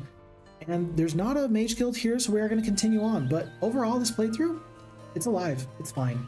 And it works out a-okay. A-okay. After Hero says very interesting about making the shot count. Yeah. I did appreciate that we were able to make that work. And Tundar, our map maker, actually says impressive fight for having so few dwarves. Good. I'm glad that worked out well. Yeah. I don't know. We had a big stack of Medusa. I mean, it's nice to know we got all these other dwarves, but really, maybe knowing that we didn't have to fight. Where are you, Hugo? Maybe that actually made things go much better, because then maybe we had more elves than we otherwise would have. So overall, I'm happy with the way that fight went, folks. It's day 7. We're going to finish off the rest of this day, and then we're going to call it a stream, because again, we're 3.5 hours in, and I can already tell you my brain is starting to do a little bit of a best impression of a neutron star. It's collapsing in on itself. Just getting smaller all the time. It's so sad, but that's just the way it is. Okay. There's no... I guess there's a little area over here. Oh, that's right. Luna's got something to do. I forgot. She's got to go get the spells. And I don't think I mind if she gets... Let me think.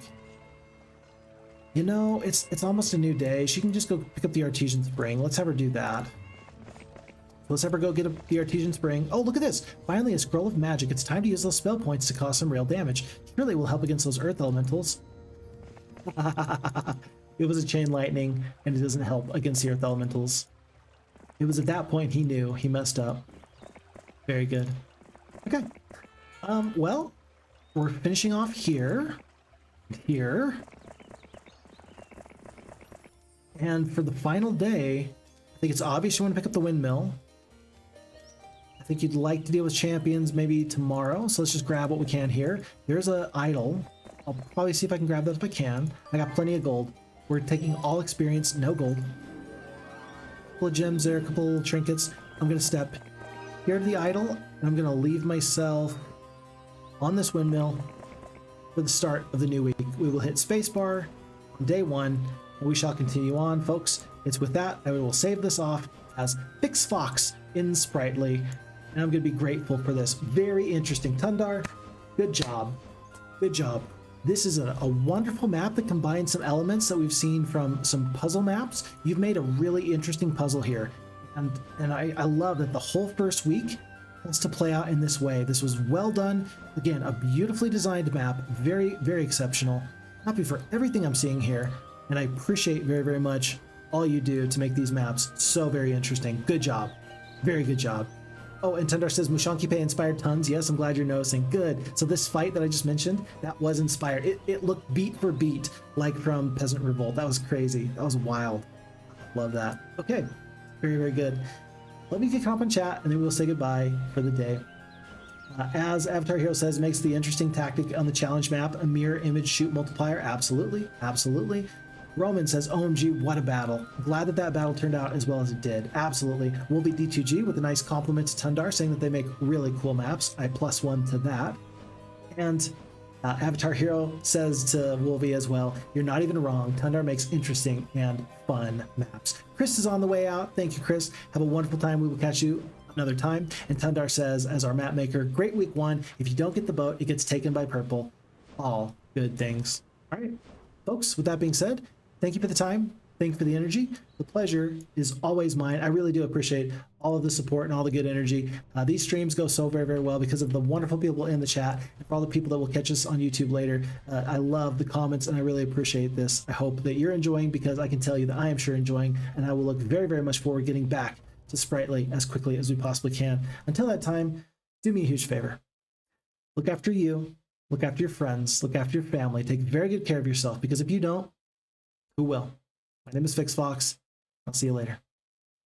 Bye, everybody.